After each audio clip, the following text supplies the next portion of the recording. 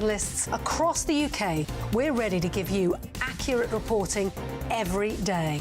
When the news breaks, we'll be there with bulletins on GB News, the People's Channel, Britain's news channel. GB News, unlike other broadcasters, isn't obsessed with the London-Westminster bubble. We think there's a nation beyond the M25, and that's why we talk about the issues that matter across the land. Join me on State of the Nation, 8 to 9 o'clock, Monday to Thursday, on GB News. Daisy's listening, and you should too. Who is it? We're here for the show. Welcome to the Dinosaur Hour with me, John Cleese. I was married to a therapist. And you survived? I thought we were getting Hugh Laurie. Second best. You interviewed Saddam Hussein. What's that like? I was terrified. I'm playing strip poker with these three. Oh! No, thank you. My CDs need to be put in alphabetical order. Are you going to be problematic again? The Dinosaur Hour on GB News. I'm Michelle Mone, and I'm not here to tell you what to think. I'd much rather hear what you have to say. So, send in your opinions to gbviews@gbnews.com. Keep them clean, and you never know, I might read them out. With my panel here on Jubes and Co, we debate, we get stuck into the issues of the day on a show where all views are welcome, especially yours. GB News, the People's Channel, Britain's news channel. Tired of the usual focus-tested, pre-prepared Westminster runaround? Well, so am I. So you want higher taxes? Is your department to blame for this? Are you rethinking this policy? Every Sunday at 9:30, I'll be sitting down with those in power to get the truth about the issues affecting you. Let's be honest, we've known about the cost pressures of this project for years, not months. That's the Camilla Tominey Show, a politics show with personality. On GB News, the People's Channel, Britain's news channel. I think the most exciting bit for me is talking to people. People who I think are ignored often by the major news channels. We're going to give news they want to hear. There's a voice there that needs to be heard. I think there's a chance here for a diversity of opinion to be expressed, which you don't find elsewhere. It's really exciting. We don't hold back. We're free to say how decisions that are taken here affect us all around the country. Only on GB News, the People's Channel, Britain's news channel. Good afternoon, Britain. Good afternoon, Britain. Join us, Tom and Emily, to find out what's happening in the heart of Westminster and why it matters to you. Weekdays from midday, we bring you the most compelling stories from across the United Kingdom. And from your doorstep to our inbox. That's right, we want to hear from you. GB News, Britain's news channel.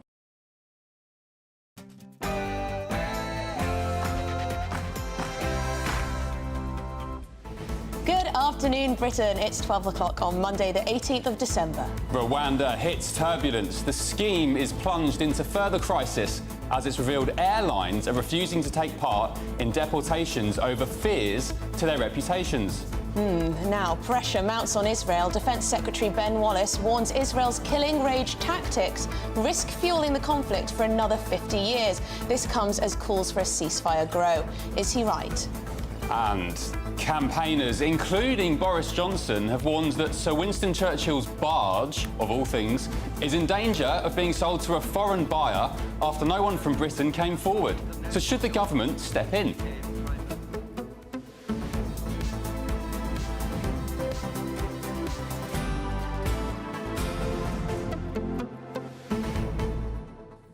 It's quite extraordinary, isn't it, Ben, after all of the obstacles to this Rwanda scheme, after the court ruling against it, after new treaties being signed, that actually one of the things that might eventually prevent those flights from taking off is the fact that no airline apparently wants to conduct these deportations. I mean, is it surprising? Well, it's just an absolute saga, isn't it? I mean, it's one thing after another. And you would have thought, OK, I can kind of understand maybe British Airways or EasyJet not wanting to get involved, but surely the likes of, I don't know, Ryanair, they don't give a damn about their customers. They condemn them and ridicule them all the time on Twitter. They don't care about their rep. Can we not get Michael O'Leary in here to sort it out? Maybe, Ben, maybe it will be Ryanair who steps forward to provide the carriers needed for this scheme. But, I mean, this is looking very far ahead, isn't it? Because we've still got to get it through the Commons, then the Lords, then through the courts. So this might be the last of the government's worries, but there you go. It's been reported, it's been revealed over the weekend that this is true. No airlines so far. Let us know what you think. gbviews@gbnews.com. And we'll be speaking to Christopher Hope, our political editor, who's coming out of the lobby in the next few minutes to get the very latest on this. But first, let's get the headlines with Tatiana.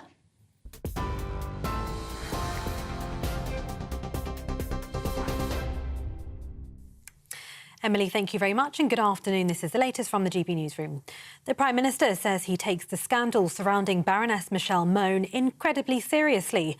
A COVID contract, which will see the former Tory peer benefit from a £60 million profit, is putting new pressure on the government, with MPs calling for Michael Gove, who was Chancellor of the Duchy of Lancaster at the time, to answer questions. Baroness Mone told the BBC she made an error in publicly denying her links to firm MedPro, which signed a deal to supply personal protection equipment during the pandemic. A Conservative MP, Miriam Cates, is being investigated by Parliament's standards watchdog. The member for Penistone and Stocksbridge is accused of causing significant damage to the reputation of the House.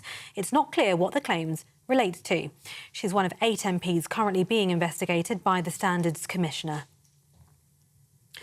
£1.5 billion of funding is being put into government grant schemes to help keep households warm. It's part of the £6 billion energy efficiency package announced during last year's autumn statement. The funding covers a 3-year period from 2025 to 2028. A new £400 million energy efficiency grant will also go to households to fund bigger radiators and better insulation. Energy Efficiency Minister Lord Callanan told GB News the scheme will help with the rising energy costs. The reason that we're seeing such massive spikes in prices is because our own supplies of oil and gas from the North Sea are declining. We're having to import more and more. And you saw the massive price spike last winter caused by Putin's invasion of Ukraine. So we need to reduce our usage of imported, expensive fossil fuels. And alongside our climate commitments, all of that points towards increased electrification. 2 people are in hospital after a gas explosion at a home in Blackburn. The incident happened just before 8 o'clock last night, with emergency services responding to calls that a building had collapsed. CCTV caught the moment of the blast. 2 people reportedly suffered minor injuries. Lancashire Police says nearby homes have been evacuated and is urging people to avoid the area while investigations continue. The Foreign Secretary is calling for the release of media tycoon and pro-democracy campaigner Jimmy Lai as his landmark national security case begins. The 76-year-old British citizen is charged with colluding with foreign forces to endanger national security. He faces a possible life sentence if convicted under a law imposed by China following the 2019 pro-democracy protests. Lord Cameron has condemned the charges against Mr Lai, urging Chinese authorities to end the politically motivated prosecution. London's public transport system will receive £250 million worth of government support next year. Transport for London will use the investment for projects such as providing new tube trains for the Piccadilly line. TfL is not allowed to spend the money on its day-to-day operations. The rail ministers said the investment will have an impact not just for the people in the capital, but also the millions who visit every year. Owners of XL bullies have 2 weeks to make sure their dogs are legal. From December the 31st, they must be muzzled in public and it'll be illegal to breed, sell or abandon them in England and Wales. Owners have also been told they can ask a vet to put their pets down and claim compensation. The full ban on the breed comes into force on the 1st of February next year, but owners can apply for an exemption to keep their dogs. The festive getaway begins today with 21 million UK car journeys expected to be made between now and Christmas Eve. The RAC says just over 2 million trips will be made on Thursday and just over 3 million on Friday. Around 13.5 million car journeys are expected between Friday and the 24th of December. That's up 20% from the same time last year. Over this coming weekend, between midday and 2 p.m. is expected to be the busiest time to travel on the roads, with drivers being warned to travel before or after those peak times to avoid gridlock traffic. This is GB News across the UK on TV, in your car on digital radio and on your smart speaker by saying Play GB News. Now it's back to Ben and Emily.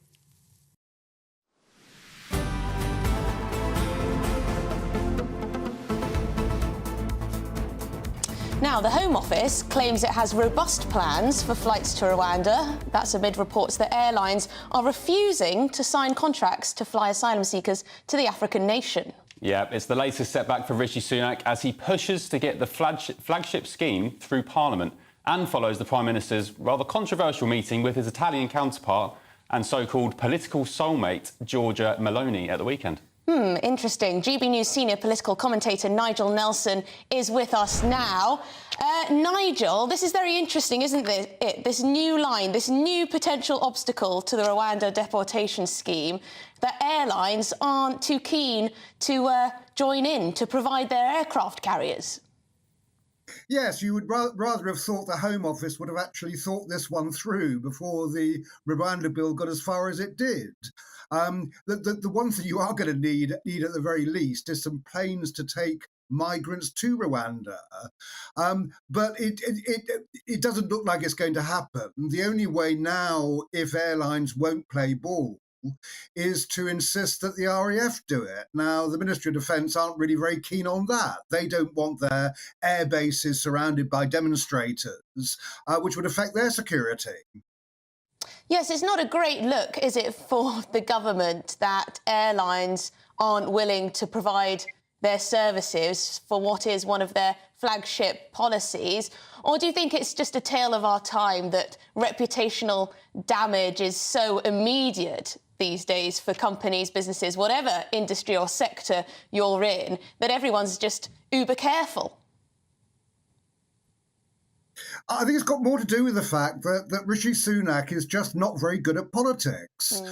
Quite clearly, the whole Rwanda scheme was running into trouble right from the start, and he had several opportunities to simply ditch it rather than actually stake his entire premiership on this thing working. So what he could have done is got rid of it when after Boris Johnson and Liz Truss. He could have simply got rid of it then because it was brought in by a previous administration. He probably would have been wise to actually ditch it after the Supreme Court ruled it was unlawful. He hasn't done any of those things. And now we're going into an election year where this will become a major issue.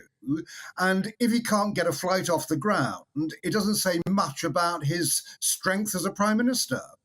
And Nigel, isn't it the case that even if Rishi does survive the bill wielding and he gets his legislation through, wouldn't it be quite ironic that it would be airlines who down the Rwanda scheme and ultimately stick the knife into his premiership? Yes, it would, which is why he should have thought about this before he got this far. I mean, his big problem is going to be, assuming he gets the bill through the Commons, which I think he probably will, he can always threaten Tory MPs with taking the whip away if they don't vote for it, and that means they can't stand as Conservatives at the general election. So yes, I mean, I think that but his big problem is going to be that when it hits the House of Lords, the House of Lords can delay this bill for up to a year unless Rishi Sunak can find a way round that, which is what they're probably going to do. And also, it's probably not even airlines who are the main challenge. Even if they agreed to this and did start shipping migrants to Rwanda on their planes, you'd probably find that you'd get passengers on board the planes kicking up a fuss, stopping the planes from taking off, as we've seen previously with rapists and so on who have been deported to foreign countries. We've seen planes ground on the tarmac at Heathrow. So not only will Rishi have to get past the airlines and Parliament, but also, you know, sort of virtue signalling do-gooders as well on those planes. Yeah, you've got all those kind of problems, Ben. You're absolutely right. That could happen. It's more likely, in fact, that migrant flights will only contain migrants rather than other passengers. But yes, that's a problem. Also, the airlines have got to think about their own business. So it may well be that people who are opposed to the scheme would boycott the airline. So it would cost them money to carry this out. Yes, I can imagine there would be a very strong boycott campaign for whichever airline was involved. Can I get a line from you on Baroness Michelle Mone? A government minister has come out to say that she should not return to the Lords. This, of course, relates to the PPE scandal. She was speaking to the media over the weekend about her involvement, saying that she doesn't believe she's done anything wrong. The pressure appears to be mounting for her to be rejected from the Lords. Yes, it does indeed. I'm astonished, in fact, that she actually did the interview over the weekend in the first place, because all it's done is made matters worse for her. But yes, I mean, if she had any honour, that she would now resign from the House of Lords. Until 2015, it wasn't possible to expel a peer, even if they'd gone to jail. The law was changed in 2015, and there's now an Act of Parliament which says peers can be expelled if they breach the House of Lords Code of Conduct. And what Lord Callanan, the Energy Minister, has been saying is that she shouldn't be allowed to sit at the House of Lords in future. And the reason seems to be that she never registered her interest in PPE Medro in the House of Lords Register. So she's already broken one of the House of Lords rules. Obviously, what we've got to see is what the result of the National Crime Agency investigation is going to be. Well, thank you very much indeed for your time, Nigel Nelson there, who is the GB News senior political commentator. Well, should we talk to Brendan Clark-Smith, who is, of course, a Conservative MP? Brendan, thank you very much for joining us, and lovely jumper, I must say, very nice. I want to get your thoughts on what we're hearing, that essentially various airlines, or no airlines, have come forward to supply aircraft carriers for the Rwanda scheme. It's not a great look, is it? I don't think we're going to be sending them on Ryanair or anything like that, so to speak. And of course, remember, we did have these airlines in place before. Ben was mentioning about foreign national offenders and sending those away as well. So it's not the only people who are actually moving out of the country in that sense. And yes, there were some problems with that. I do agree with Nigel. It's not likely to be a commercial airline in the traditional sense with all the passengers on it. But yeah, nearer the time money talks at the end of the day. I'm sure there are plenty of commercial partners who will be interested. And if they're not, we've got our own planes and we're going to do it anyway. Brendan, what is the problem with the RAF? Why don't they want to get involved in this and provide planes and resources to get this scheme off the ground? Well, I'm sure they'll be able to if they're actually called upon. As always, you can always rely on the RAF. But they're very busy people. They've got other things to do. We've got the war in Ukraine going on. We've got things going in Israel going on, and they've got their own job to do, really. And we want the Home Office to be able to manage this, and that's why they're trying to find contractors to do it. But of course, first of all, we've got to get the legislation through. I think this is only a small detail, really. I think there's lots of ifs and buts, and work capitalism as it is nowadays, and people's brand. I think people will be going back to those airlines and saying, well, we want to stop seeing deaths in the Channel, deaths at sea. What are you doing to help about that? So I think it works both ways as well, and they should bear that in mind. Brendan, you mentioned what's going on in the Middle East, Israel, Gaza. Ben Wallace came out quite strong against some of Israel's actions. He described a killing rage on the part of the Israelis. He suggested that the way that Israel is going about things could prolong this war for decades, 50 years, I think he said, and has the risk of radicalising more Muslims against Israel and the West too. Do you agree with him?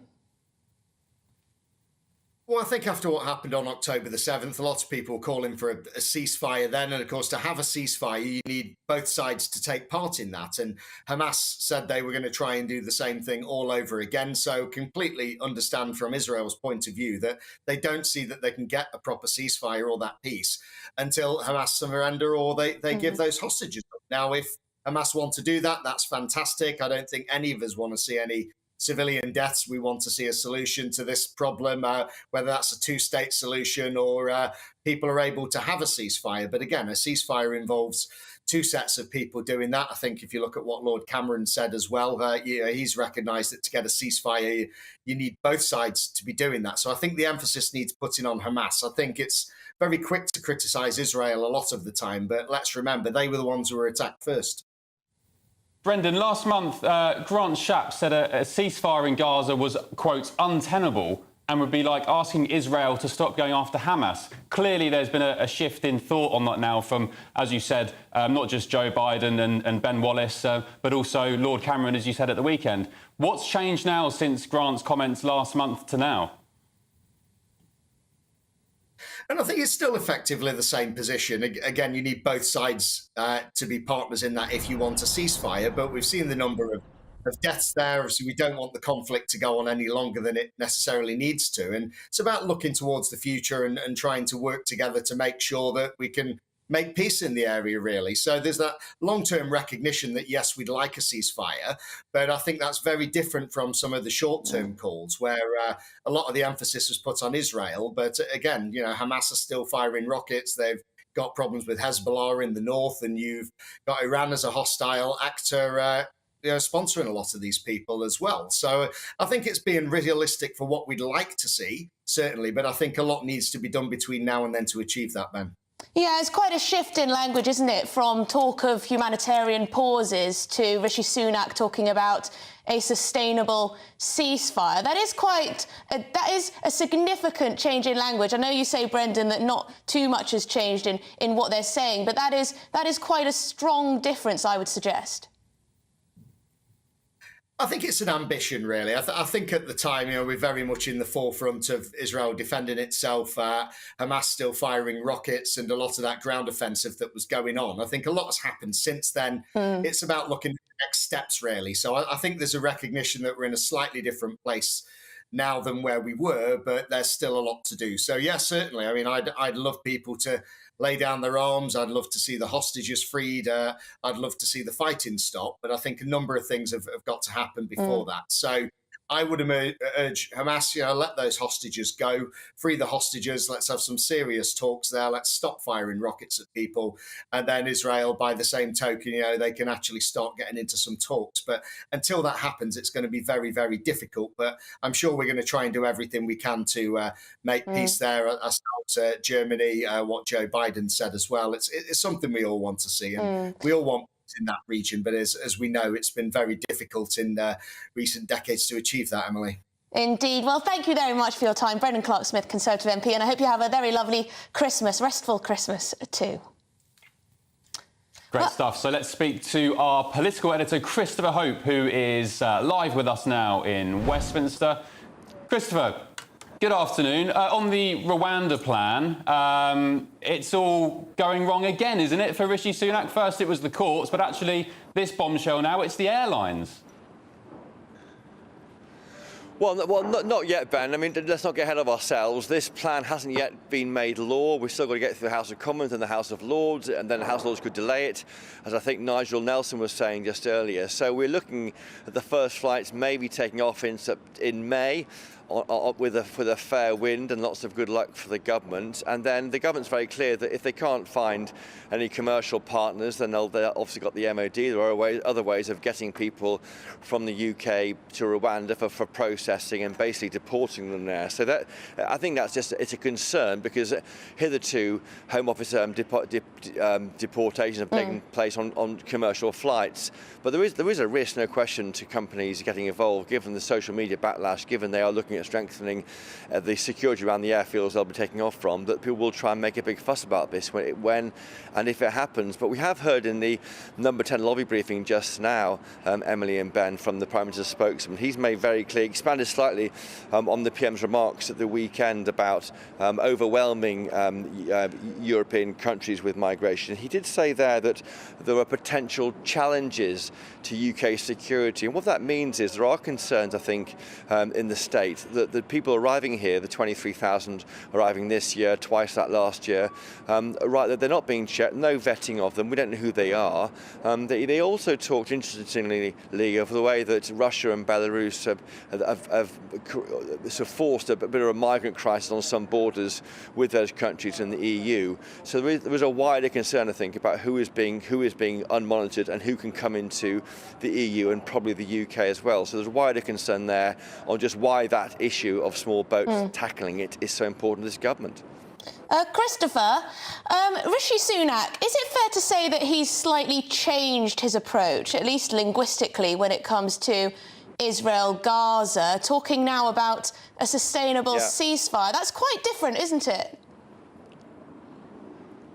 That's right, Emily. We saw that for the first time, didn't we, in a comment piece yesterday in the Sunday Times. The idea of a sustainable ceasefire is different to a pause in hostilities. That was the previous language used. The problem with the ceasefire is both sides have got to agree to it. So while people can be horrified by the civilian deaths in Gaza, there's also a right of Israel to defend itself and ensure that, that Hamas cannot do this again.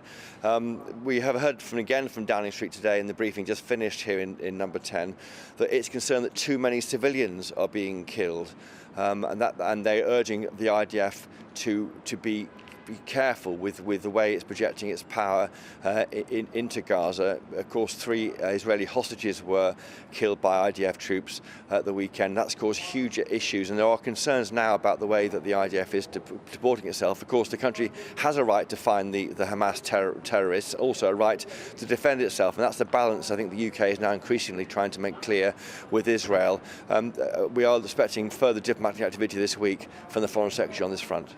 Yes, I think it's clear that Western leaders are feeling a bit of pressure when it comes to their stance towards Israel and its actions. Can't support them come what may. It feels like something's changed. Yeah. But also Churchill's barge. Now, we're going to be talking about this later in the show, but I understand you've got a line on this. The barge may be sold off to an international buyer. Is that true? Well, that's the threat at the moment, because it's £800,000 is the price of this barge, which bore Churchill's body up the Thames from the docks, or sorry, from Westminster, forgive me, down to the docks, and where he was taken to his eventual burial in Kent. Now, that barge could go overseas if a buyer can't be found. Now, Number 10 has been made very clear in the briefing just finished that the PM is against the barge being taken overseas. There was an opportunity for a committee within Whitehall to block any sale of an item of cultural importance, and I think for the Tory party, probably for the whole country, frankly, but the barge which bore Churchill's body towards its burial is you can't get a lot bigger than that for some people. So £800,000, it's probably small change to your salaries, Emily and Ben, but perhaps you can dip in. But as things stand, that barge looks like it won't go overseas, but there will probably be a fundraiser at some point, and I'm sure we can all chip in. Yeah, I'll have to start saving my pennies. But Christopher, on a more serious note with this, is it anything to do with this growing sense in recent years that Sir Winston is being cancelled? I remember doing a story for the Sun newspaper some years ago about the Churchill Fellowship Trust that essentially whitewashed their website with a big article about how Winston was racist and he was a warmonger and whatever else. Is there any sense of that? Is this why we're not seeing much enthusiasm from Brits to buy his barge? No, I don't think so, Ben. I think essentially no one knew that the Haven Gore, this vessel, was going to be sold off. I think until it appeared in the weekend papers, I think it was the Telegraph at the weekend, no one knew that this vessel might go to a foreign buyer, or it may not go anywhere. I mean, it may just be broken up if a buyer can't be found. I think now that the government's aware of it, the PM has made very clear this won't happen. I think £800,000 is not a lot for the UK government, given the money it's spent on everything else recently to secure this part of history. I don't think it's a question of Churchill being cancelled. This is a question of simply not being aware that a private sale was going on, and we could lose this for the nation. It could be the reverse. This is why Boris Johnson and other campaigners want to make a thing of this barge, because they don't want Winston Churchill to be cancelled, and this is, you know, a symbol of patriotism for people to rally around. So there you go. Should we start a GB News campaign? Is this the new one? No campaign. Well, You heard it here first, Ben. I mean, I think that that Boris Johnson, the former Prime Minister, who has also be a biographer of Churchill, he told the Mail on Sunday yesterday, this boat is part of the history of our country and deserves to remain here. The owner of it, Chris Ryland, has looked to reduce the value of the boat from £2 million to £800,000, and he bought it in 2006 for just a bit more than that, so for less than that, something like £80,000. So I think this is money, which is surely loose change to the UK government, and it could be a tourist attraction. Just near here is the Churchill War Rooms. Over there is River Thames. Can't something happen? I'm sure it can happen. Well, there you go. There's Christopher Hope's rallying cry to save the barge. Thank you very much, Christopher Hope, our political editor outside number 10 Downing Street. An interesting one, isn't it? I think it would be sad if the barge, Winston Churchill's barge, went to a foreign buyer. Yeah, we'll get in touch. What do you guys think? Should we be forking out taxpayer money to save the barge from either refuge or international bidders? I do think there is a growing consensus that Winston Churchill is being erased. As I said, we've had that Fellowship Churchill Trust story a few years ago about painting him out to be a massive racist, especially young people now. If they do know who he is, a lot don't anymore, which I think is very sad. If they do know who he is, a lot of them seem to think he was some very sort of horrible racist warmonger. Oh, absolutely. The way that Winston Churchill has been taught historically, I think, is changing, actually. Today, a lot of negativity around the man, a lot of people forgetting just how integral he was to our peace and security, not least during the war. So there you go. Let us know what you think. Should the barge be saved here in Britain? But coming up, we'll be asking if we're seeing a shift in support in the Middle East, as number 10 says that it's concerned that too many civilians are being killed. It's calling for both sides to agree a sustainable ceasefire. We'll see you shortly. Stay with us. There's only 3 people you can trust in life: your doctor, your lawyer, and your nana.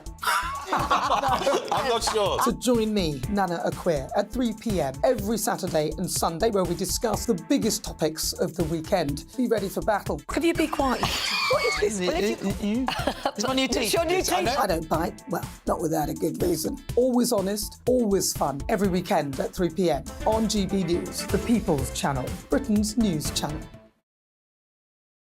I think the most exciting bit for me is talking to people. People who I think are ignored often by the major news channels. We're going to give news they want to hear. There's a voice there that needs to be heard. I think there's a chance here for a diversity of opinion to be expressed, which you don't find elsewhere. It's really exciting. We don't hold back. We're free to say how decisions that are taken here affect us all around the country. Only on GB News, the People's Channel, Britain's news channel. I'm Michelle Dewberry, and I'm not here to tell you what to think. I'd much rather hear what you have to say. So send in your opinions to gbviews@gbnews.com. Keep them clean, and you never know, I might read them out. With my panel here on Jubes and Co, we debate, we get stuck into the issues of the day on a show where all views are welcome, especially yours. GB News, the People's Channel, Britain's news channel. In the GB Newsroom, we bring you the news as it happens. With our team of dedicated journalists across the UK, we're ready to give you accurate reporting every day. When the news breaks, we'll be there with bulletins on GB News, the People's Channel, Britain's news channel. Your weekend starts here with Friday Night Live with me, Mark Dolan, 8 till 9 on GB News. Big stories, big guests and big laughs as we get you ready for a cracking weekend. That's Friday Night Live with Mark Dolan. Fridays 8 till 9 on GB News. Bring your own drinks. The admission's free. Good afternoon, Britain. Good afternoon, Britain. Join us, Tom and Emily, to find out what's happening in the heart of Westminster and why it matters to you. Weekdays from midday, we bring you the most compelling stories from across the United Kingdom. And from your doorstep to our inbox. That's right, we want to hear from you. GB News, Britain's news channel. Big news, big debates, big opinion. Patrick Christie's Tonight is the week's biggest show. Every weekday, 9 to 11 p.m, we've got the inside track on the day's top stories. There'll be sharp takes you won't get anywhere else. We will set the news agenda, not just follow it, and I want to bring you along for the ride. Whatever it is, we'll have our finger on the pulse. It's news, but it's this close to entertainment. Patrick Christie's Tonight, 9 till 11 p.m, only on GB News, the People's Channel, Britain's news channel. Tired of the usual focus-tested, pre-prepared Westminster runaround? Well, so am I. So you want higher taxes? Is your department to blame for this? Are you rethinking this policy? Every Sunday at 9:30, I'll be sitting down with those in power to get the truth about the issues affecting you. Let's be honest, we've known about the cost pressures of this project for years, not months. That's the Camilla Tominey Show, a politics show with personality. On GB News, the People's Channel, Britain's news channel.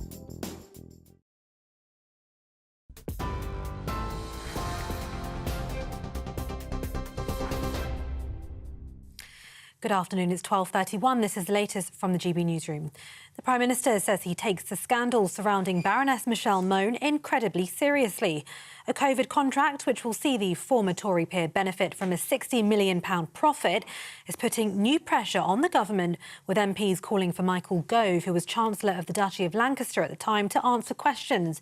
Baroness Mone told the BBC she made an error in publicly denying her links to firm MedPro, which signed a deal to supply personal protection equipment during the pandemic. This whole situation is subject to an ongoing criminal investigation, but also the government...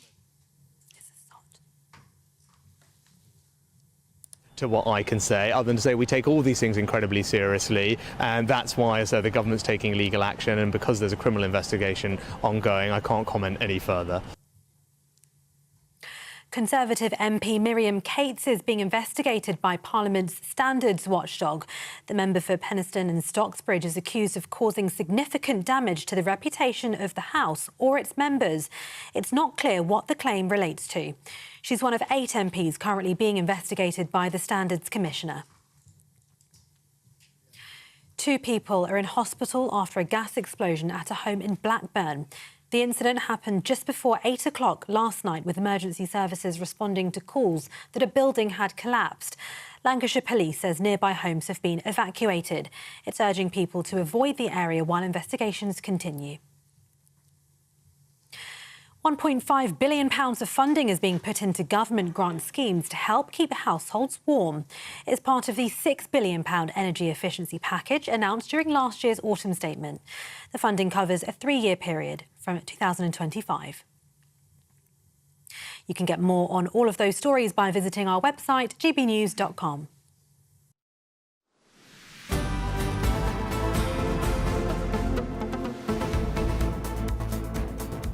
Well, thank you, Tatiana. Now, as we were discussing with our political editor, the language used by Western leaders on the war between Israel and Hamas appears to be changing. Yeah, that's right. Foreign Secretary Lord Cameron this weekend has warned too many civilians have been killed in Gaza, supporting a call from his German counterpart for a, quote, sustainable ceasefire. This comes after former Defence Secretary Ben Wallace warns that Israel's tactics will fuel the conflict for another 50 years. Our reporter Charlie Peters joins us now for the latest on this developing story. Charlie, has the Western mood on the conflict shifted? I know you spent some time there in recent months. You did a sterling job as well. Compared to your reporting from then, do you feel a shift in the vibe coming from Israel-Gaza? Well, from some countries, certainly, and just in the last moments, we heard from Prime Minister Rishi Sunak echoing that call for a sustainable ceasefire, the same language used by Lord Cameron, the Foreign Secretary, over the weekend, along with his German counterpart. We also heard from the French Foreign Minister calling for an immediate and durable truce. And, of course, as you've just mentioned, the former Defence Secretary, Ben Wallace, going much further, as is the privilege of former ministers, to speak very sternly on what he described as Israel's actions being a recruitment sergeant for Islamist organisations around the world and, of course, for Hamas in Gaza. He said that the Israeli Prime Minister was losing sight of the long term and conducting a killing rage with their current strategy in Gaza.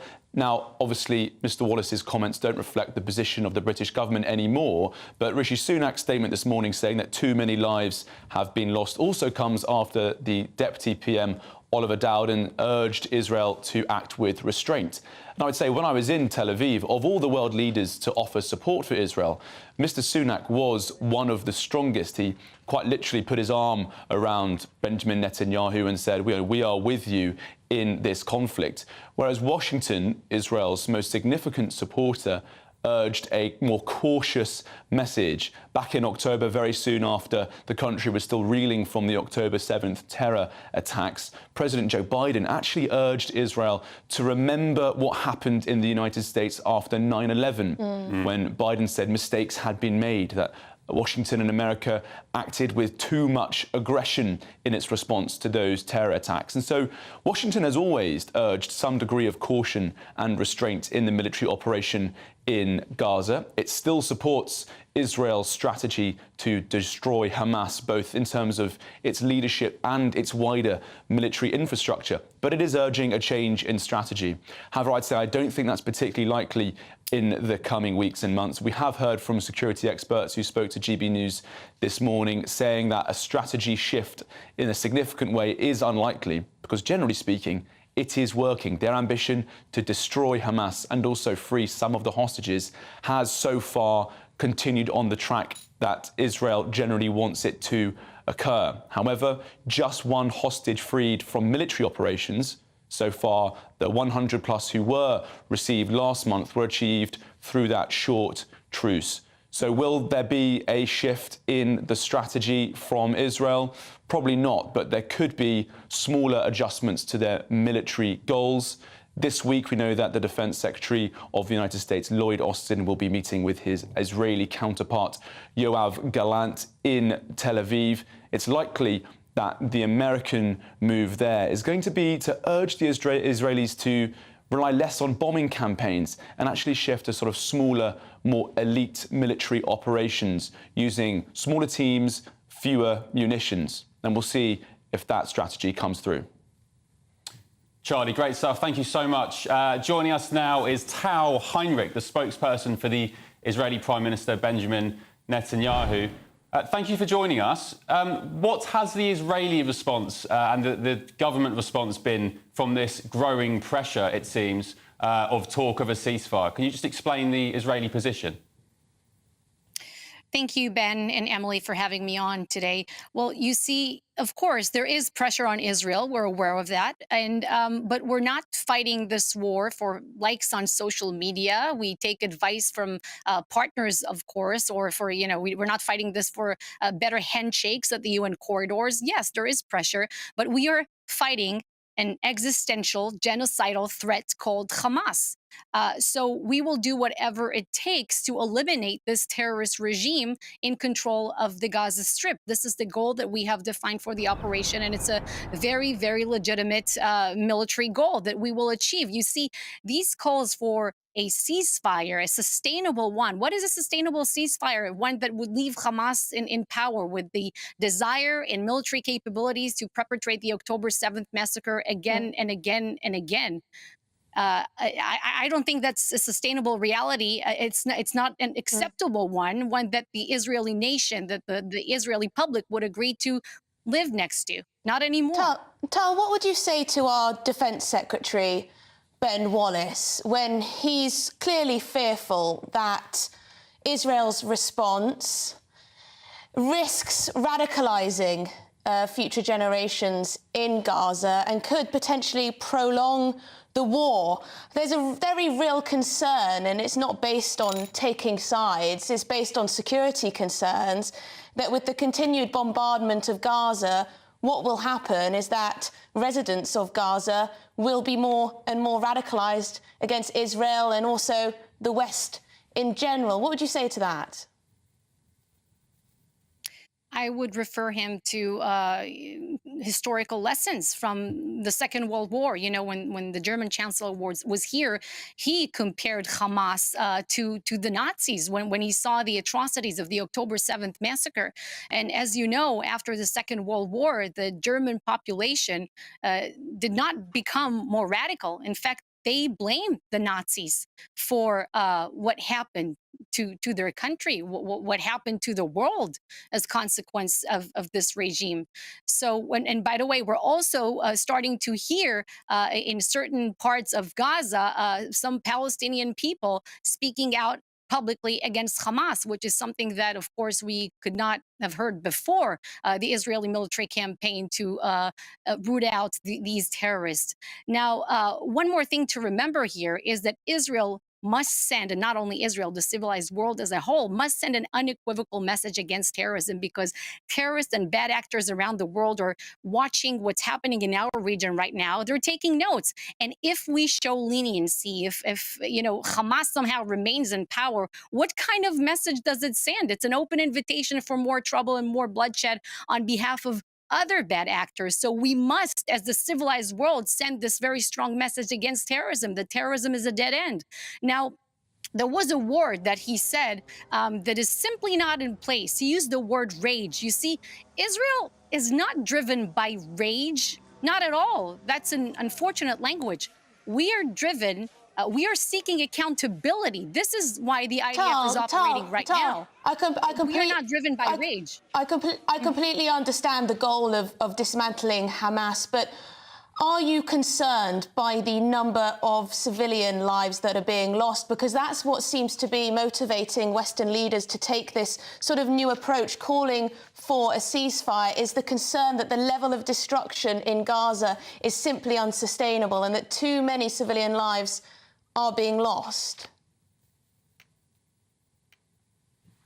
Once Hamas is eliminated, we said we don't want to see any kind of resurgence of terrorism in Gaza. But first, to build a better hope for this future, you know, you're talking about the destruction in Gaza as a result of Hamas's war that they waged on us with the attack on October 7th. You see, nothing new can be built there as long as these terrorists are in control of the Gaza Strip.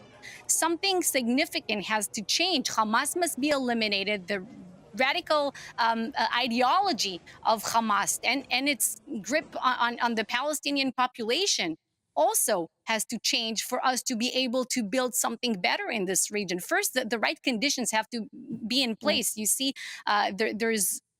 there's no point, so to say, let me compare it once again to Europe, to talk about a Marshall Plan, for example, if we're still in 1939. First, you know, there's D-Day, there is the Stalingrad battle, and so on. Things have to happen in order. If I may just be very blunt, is there a limit to the amount of civilian casualties Israel is prepared to accept? We don't accept one civilian casualty. We don't target. Well, there's 18,000 plus so far, according to Hamas. We target terrorists and terror infrastructure. The IDF is doing the utmost effort to safeguard the civilian population in Gaza, full stop.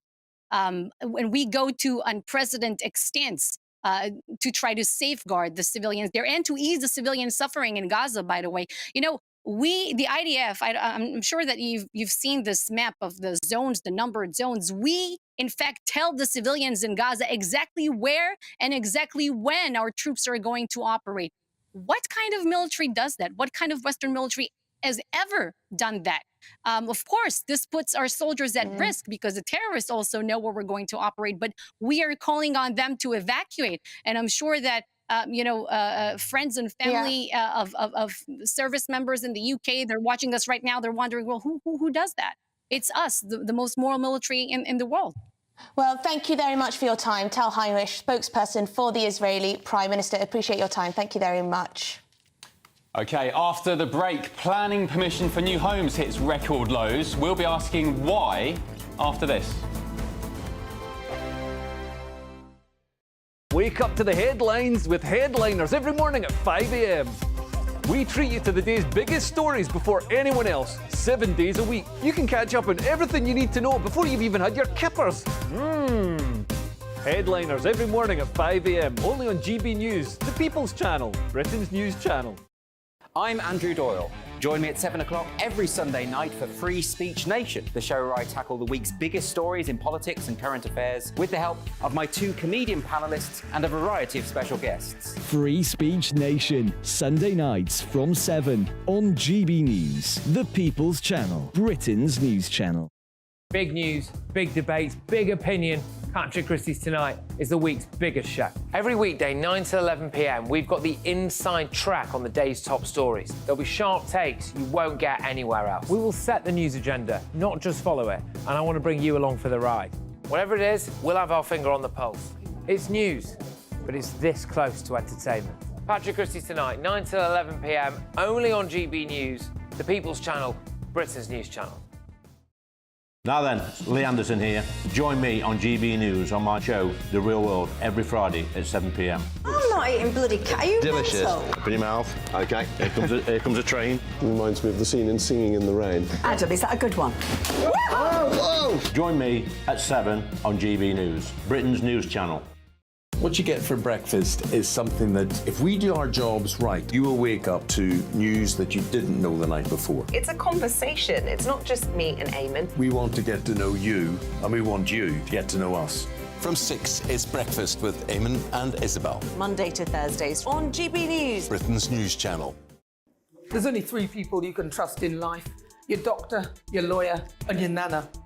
I'm not sure. So join me, Nana Acquia, at 3 p.m. every Saturday and Sunday, where we discuss the biggest topics of the weekend. Be ready for battle. Could you be quiet? What is this? It's my new teeth. It's your new teeth. I don't bite. Well, not without a good reason. Always honest, always fun. Every weekend at 3 p.m. on GB News, the People's Channel, Britain's news channel.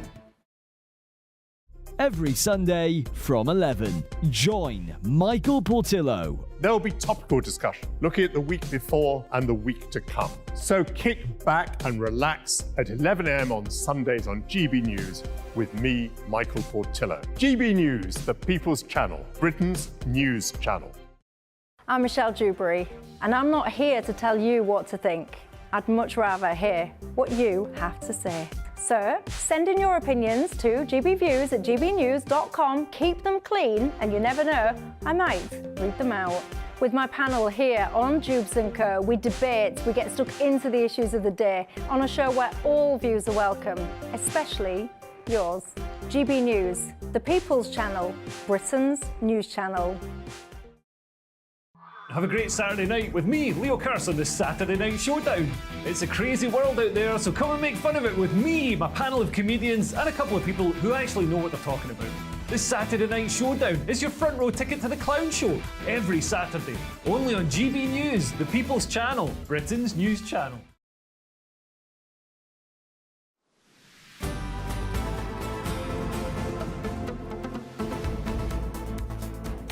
Good afternoon, Britain. It is 12:48 in the afternoon. Now, I did say Ben Wallace earlier was our Defence Secretary. He's, in fact, the former Defence Secretary, so sorry about that for those of you eagle-eyed writing into me to tell me I was wrong, and I was. So, former Defence Secretary, of course.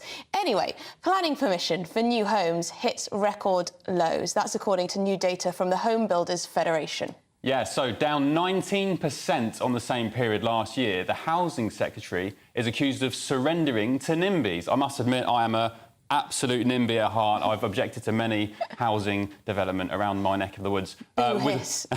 With Michael Gove expected to announce new rules which protect building on the green belt. Yes, this comes as the number of homeless families in temporary accommodation hit record highs this Christmas. So how can they justify this slowdown in house building, particularly when you've had record levels of immigration? So joining us now is property expert and political commentator Russell Quirk. Russell, what's going on here? Can you explain this to us? Why are we building at record lows when we've had record levels of immigration and we've got hundreds of thousands of people who may be without a home this Christmas? So I can probably explain this in one word, Emily. Politics. That's what it is, politics. This is Michael Gove pandering to Tory backbenchers. It's not the first time this has happened. So the Conservatives, in a freak piece of wisdom a few months ago, were to introduce the Planning Reform Act, which actually would have enabled much more in the way of planning consent and therefore building, but poured it at the last minute. because of opposition from the likes of Theresa Villiers on the Tory backbenches and about 60 other MPs that were under pressure themselves from their constituents not to allow more building in their constituencies. Now, if we don't get planning permissions and we don't build, we don't end up with the houses that this country needs. And I was interested, Ben, in what you were saying just now, that you've objected to lots and lots of different planning consents. Yeah. I presume you own a house, so you're sitting pretty, are you? I do own a house, but I was going to say to you, the reason for that is because of the quality of new builds. I mean, for example, I stayed at my friend's house last week. I was in a bedroom upstairs. You can hear people making breakfast downstairs. The walls are wafer thin. The quality just isn't there. And I'm a prime example. I just don't like the way they look. I don't like the way they're built. And I just think if developers weren't trying to save money and do things on the cheap and they put a bit of love and care into what they were doing, people like me might be more swayed to approve these kind of things. Okay, so that's a completely different problem. And actually, I'm inclined to agree that the cookie-cutter developers, basically the top 10 house builders in the country, do tend to have a pretty kind of devil-may-care attitude to the quality of their build. It's about transactions for them. That's not a reason, though, to not allow the building in the first place. And it's actually much more of a matter for something around quality. So buyers actually being properly informed so that they can see the difference between a good build and a bad build, but also from a building regulation point of view, which obviously is at the behest of government, ensuring that houses are built to a better quality. But the problem still remains. We now are building about 50% fewer houses than we were in the 1960s. So in the 1950s and 60s, we had about 300,000 houses built. Now, this year, 2023, 2024, as a consequence of the incompetence of government, bad politics, the Bank of England waiting way too long to raise interest rates and continuing to print money, and so on. That kind of collision, that perfect storm of incompetence, which has led to the economic position that we're in, means now that, of course, builders don't want to go out and get planning permission and build houses because the market is softer. The problem is we also have a population that's increasing at the rate of 700,000 just in immigration alone, let alone people living longer, let alone 20% of people actually living on their own.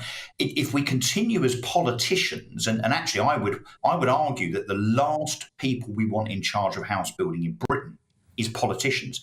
Why? Because they play political football, just as Michael Gove is about to do, around such things as the Greenbelt.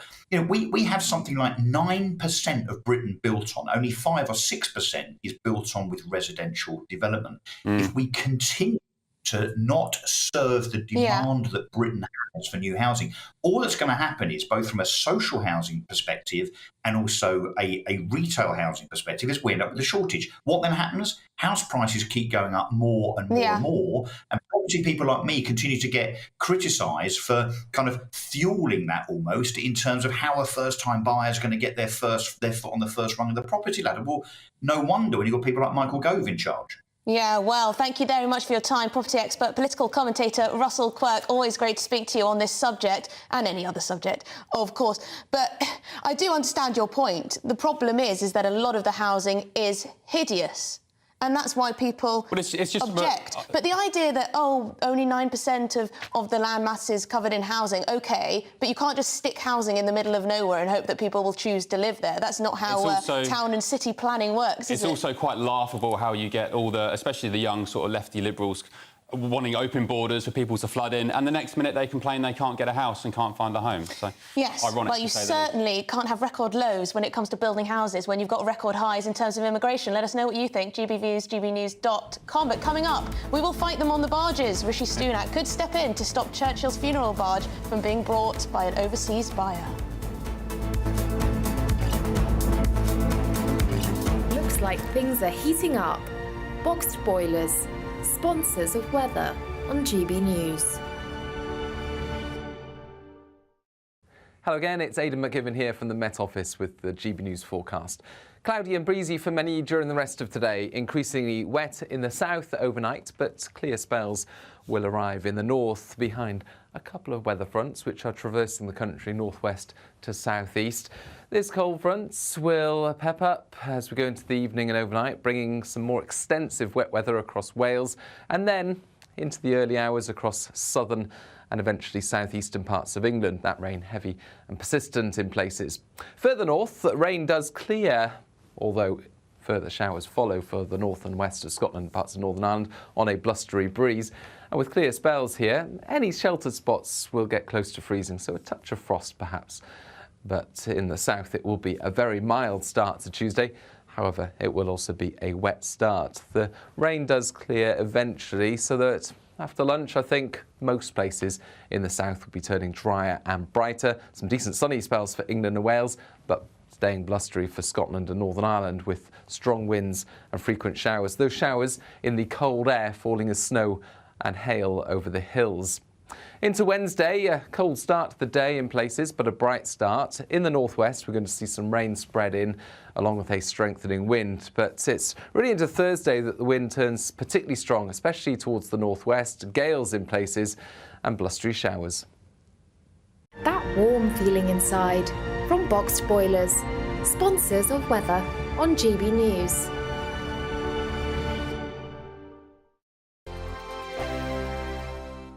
Your weekend starts here with Friday Night Live with me, Mark Dolan, 8 till 9 on GB News. Big stories, big guests and big laughs as we get you ready for a cracking weekend. That's Friday Night Live with Mark Dolan, Fridays 8 till 9 on GB News. Bring your own drinks, the admission's free.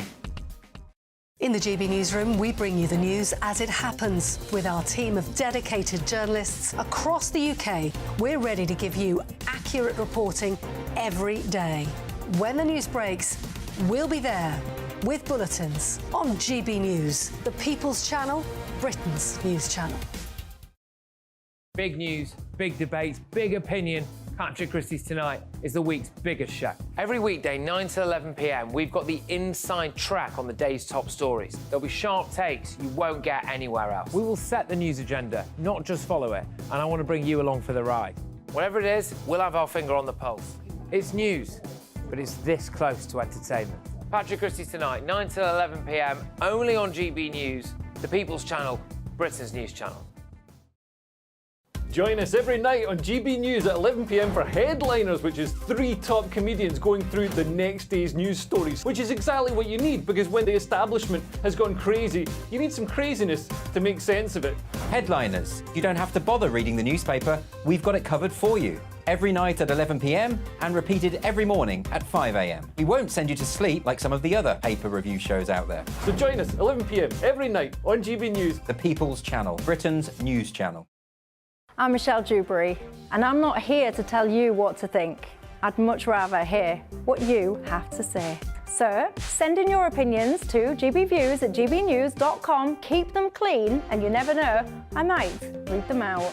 With my panel here on Jubes and Co, we debate, we get stuck into the issues of the day on a show where all views are welcome, especially yours. GB News, the People's Channel, Britain's news channel. Tired of the usual focus-tested, pre-prepared Westminster runaround? Well, so am I. So you want higher taxes? Is your department to blame for this? Are you rethinking this policy? Every Sunday at 9:30, I'll be sitting down with those in power to get the truth about the issues affecting you. Let's be honest, we've known about the cost pressures of this project for years, not months. That's the Camilla Tominey Show, a politics show with personality. On GB News, the People's Channel, Britain's news channel. I think the most exciting bit for me is talking to people. People who I think are ignored often by the major news channels.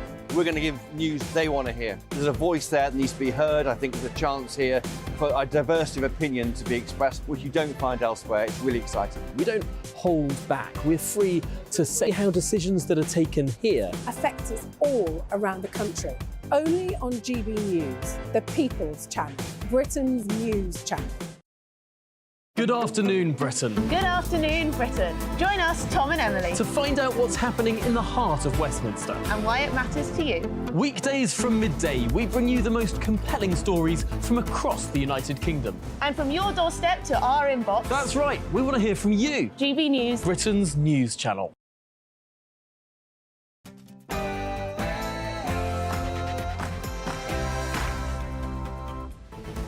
Good afternoon, Britain. It's 1 o'clock on Monday, 18th of December.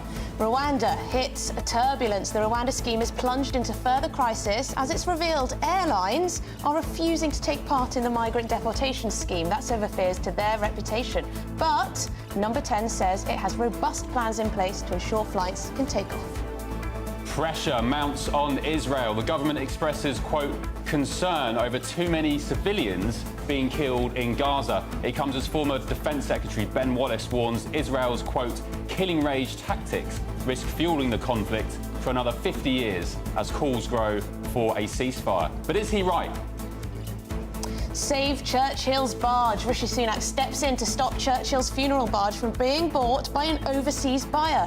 Campaigners, including Boris Johnson, have warned that the boat is in danger after no one from Britain came forward.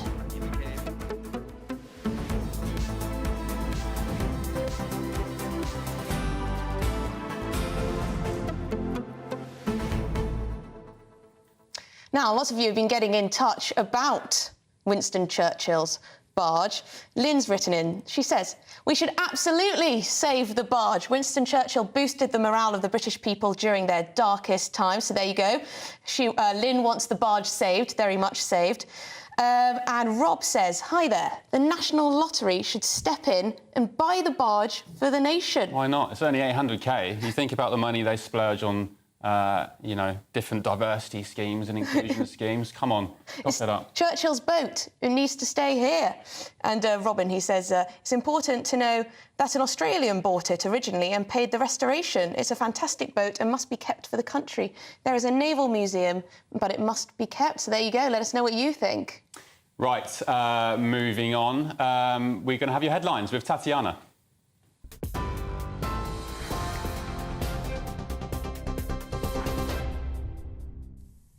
Ben, thank you very much and good afternoon. 2 minutes past 1. This is the latest from the GB Newsroom.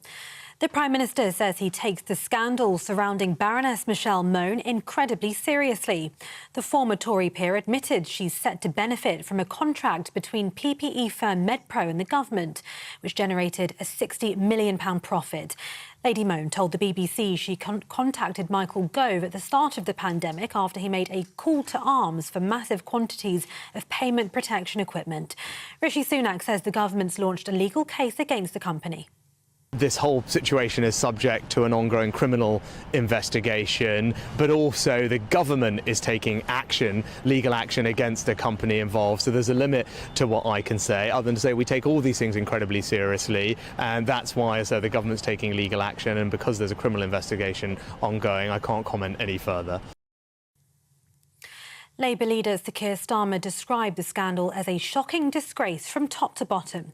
Every day goes past, there are more questions that need to be answered. There's now suggestions there was early private contact with members of the Cabinet that may have started this unhappy story in the first place. So the government needs to come clean, needs to make a statement about that. But this needs to be seen in its context. Under this government, £7 billion was lost in fraud during COVID. That's taxpayers' money, and if there were a Labour government, we'd want that money back. Conservative MP Miriam Cates is being investigated by Parliament's standards watchdog. The member for Penistone and Stocksbridge is accused of causing significant damage to the reputation of the House or its members. It's not clear what the claim relates to. She's one of 8 MPs currently being investigated by the Standards Commissioner. BP has paused all its tanker journeys through the Red Sea due to ongoing attacks by militants in Yemen. The oil giant says it's witnessed a deteriorating security situation for its shipments. It's amid a number of attacks on vessels in recent days by the Iranian-backed Houthi militants. It's understood the pro-Hamas group is seeking to disrupt ships set for Israel. £1.5 billion of funding is being put into government grant schemes to help keep households warm. It's part of the £6 billion energy efficiency package announced during last year's autumn statement. The funding covers a 3-year period from 2025. A new £400 million energy efficiency grant will also go to households to fund bigger radiators and better insulation. Energy Efficiency Minister Lord Callanan told GB News the scheme will help with the rising energy costs. The reason that we're seeing such massive spikes in prices is because our own supplies of oil and gas from the North Sea are declining. We're having to import more and more. And you saw the massive price spike last winter caused by Putin's invasion of Ukraine. So we need to reduce our usage of imported, expensive fossil fuels, and alongside our climate commitments, all of that points towards increased electrification. 2 people are in hospital after a gas explosion at a home in Blackburn. The incident happened just before 8 o'clock last night, with emergency services responding to calls that a building had collapsed. 2 people reportedly suffered minor injuries. Lancashire Police says nearby homes have been evacuated. It's urging people to avoid the area while investigations continue. The Foreign Secretary is calling for the release of media tycoon and pro-democracy campaigner Jimmy Lai as his landmark national security case begins.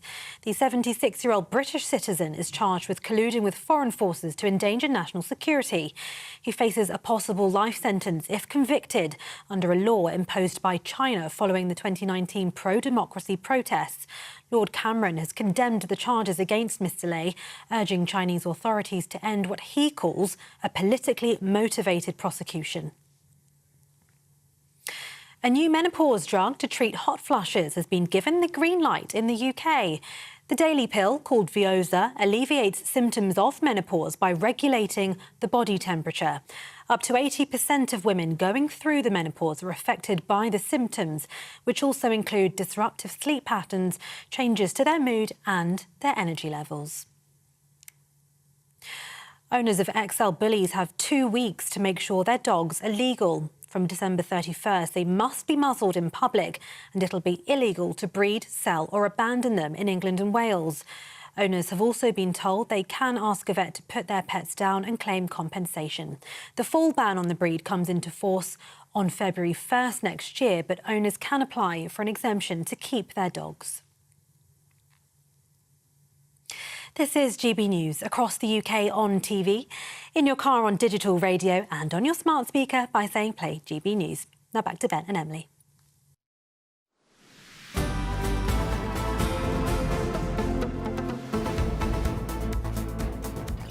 Well, number 10 claims it has robust plans in place to ensure flights can take off for Rwanda. That's amid reports that airlines are refusing to sign contracts to fly asylum seekers to Rwanda. It's the latest setback for Rishi Sunak as he pushes to get the flagship scheme through Parliament and follows the PM's meeting with his Italian counterpart and so-called political soulmate Giorgia Meloni at the weekend. Let's speak to our political editor, Christopher Hope, who's live from Downing Street. Afternoon, Christopher. If and when Mr Sunak does get his legislation through Parliament, is it going to be the case that, in actual fact, these airlines are going to prove the biggest challenge of all when it comes to getting planes off the ground? Thanks, Ben. Yeah, well, there's some uncertainty because currently the Home Office haven't got a commercial carrier who will fly migrants from the UK to Rwanda for processing and then deportation. I guess it's probably no surprise that companies don't want to go forward. It's quite a contentious policy, but as this issue is debated heavily in Parliament with 2 hearings on the floor of the House of Commons in January next month, then hearings in the House of Lords, then it goes through to probably becoming law by April or May, and then the first flights may be taking off in May. You can see some companies might think, well, you know, why not? You know, we're going to make money somehow, and there's money to be made here from using these flights. Of course, the government says they've got a robust policy in place about how to get migrants taken to Rwanda. They want to show that these people smugglers that if you come here, you are going to Rwanda. You're going 5,000 miles away, and the government's hope is that that will kill off the business model of these smugglers. That's the idea. But right now, it seems that commercial operators are not that keen to get involved. And Christopher, I want to ask you about Miriam Cates MP. She's a Conservative MP, has been on the channel a few times. She's now under investigation by the Standards watchdog. Do we have any idea of what that's about, what's going on there? Yeah, that's right, Emily. Number 10 are not commenting on this inquiry. It's an inquiry led by the House of Commons, the standards watchdog. If I can read something out here from them, that they are looking at significant damage to the reputation of the House as a whole, or of its members generally, but nothing further to that. Miriam Cates can't really talk to anyone or talk to us about it. We tried to get hold of or talk to her people. They're not commenting because they can't, because they've got to wait for this standards watchdog process to complete. So as things stand, we know nothing more, I'm afraid. Christopher, one man who may have had a clue on how to deal with the small boats crisis is perhaps the late, great Sir Winston Churchill. There was a great story in the Mail on Sunday, yesterday, about how the barge that was used in his funeral in 1965, which carried his body down the Thames, apparently there's no buyers for it, no British buyers anyway, and it's mooted now that it's either going to have to be torn down for scrap or be sold to an international buyer, which has caused a lot of controversy when it comes to fans of Sir Winston back in Britain. What's the latest on this? Have we found a buyer? Not yet, no, unless you want to dip deep into your pockets, Ben. Nothing yet. This barge, of course, carried Churchill's body to his final resting place in Kent when he died and was buried in the mid-60s. The Mail Sunday reported yesterday that it was on the market for £2 million. It's now being offered for £800,000 by its owner. I think until now, to be fair to the government, it didn't really know that it was being sold privately. Number 10 has made very clear at the morning lobby briefing the PM does not want this barge to go overseas. The government is looking and is willing to put a block on any sale to a private overseas buyer. The UK government wants this barge to be, if it can, put on public display. It's such a historic barge and therefore it should be able to be seen by anyone who wants to go and see it. They have stopped short of offering public money for it, but £800,000 is loose change to the government. So maybe they can step in. But as things stand, the government is making very clear this barge can't go to an overseas buyer. Surely this can just be done privately. There can be some kind of GoFundMe fundraiser where, you know, those who want to see the barge stay here put their hands in their pockets and can make up 800,000. Somebody start a petition, please. Easy peasy, a petition. Well, I'm sure. I'm sure GBNews viewers are the patriotic bunch. We know them, don't we, Emily and Ben? I'm sure they may want to support if they can attempt this barge in the UK. Thank you very much indeed for your time. Christopher Hope, there, our political editor outside Downing Street. Now, should we talk to Sir Michael Fabricant, Conservative MP, who joins us now? It's hard to know where to start, Michael. I think I'll start with this news that apparently... I was just going to say, Emily, we could start, maybe it's not too early, to wish you and Ben happy Christmas. Well, thank you. Thank you very much, Michael, and to you too and your family. First of all, Rwanda. We've spoken about this before many times on this show because it seems like there are endless obstacles. Now, apparently, airlines are worried about their reputation, so they don't want to sign up to the plan. They don't want to provide carriers. What's going on here, Michael? Well, you know, in the Second World War, we know of at least one German train driver who was executed for refusing to take Jewish people in cattle trucks to Auschwitz and other concentration camps. But this is nothing like this. I think that the airlines are just jumping on a woke bandwagon. Let's be clear, you've shown photographs actually on film on your news bulletin of what the accommodation is like in Rwanda. These people choose to come here illegally. Those who come here legally will not be sent to Rwanda. Those people who come here illegally will be sent, or some of them will be sent to Rwanda for processing, and their applications will be considered there. And if they pass, they will be sent back to the UK. But it's meant to deter the boat crossings, and we've got to see it happen. How will we get around it? Well, if the airlines still decide that they don't want to carry on with this, and as Chris Hope said, they might well change their minds next year, then you know what? We'll use the Royal Air Force Transport Command. We have extensive facilities in Transport Command, and if necessary, we'll transport them with the RAF. Yeah, Michael, you mentioned there about Rwanda being a safe country. There was a story that broke over the weekend about a Labour candidate for MP who, funnily enough, was sending children to Rwanda on holiday schemes. So apparently some Labour cohorts seem to think it's a perfectly reasonable place to go. But if airlines aren't up for sending them, surely, I mean, I personally think airlines don't have much of a reputation to protect, but Ryanair, of all airlines, that you should see the way they speak to their customers on Twitter, surely they'll get involved and step up for Britain. Well, I think you're right. As I say, the RAF could do it if not. Ryanair, oh boy, I remember flying Ryanair. I stick to British Airways. Have I given you an advert now for BA? But honestly, other airlines Ryanair exist. So rude. Michael, I want to get your thoughts on the change of language, I think it's fair to say, if not total change of stance towards Israel. Rishi Sunak now talking about a sustainable ceasefire. He used to talk about humanitarian pauses. We've also heard from the former Defence Secretary Ben Wallace. He's very much worried that civilian casualties in Gaza may lead to more radicalisation. Is support for Israel starting to dwindle because it's looking like that? I don't think so. I mean, I was a bit concerned with some of the headlines about the David Cameron article that appeared over the weekend. But when you actually read it, it says you cannot have a ceasefire now, not with Hamas, who have said that they're going to re-attack Israel again and again and again and make it far worse than the last attack, and continuing to fire rockets into Israel. So I think what we're doing is looking to the future and saying that Israel needs to be targeted in their attacks. And let's be honest here, the IDF, you were talking earlier about Winston Churchill.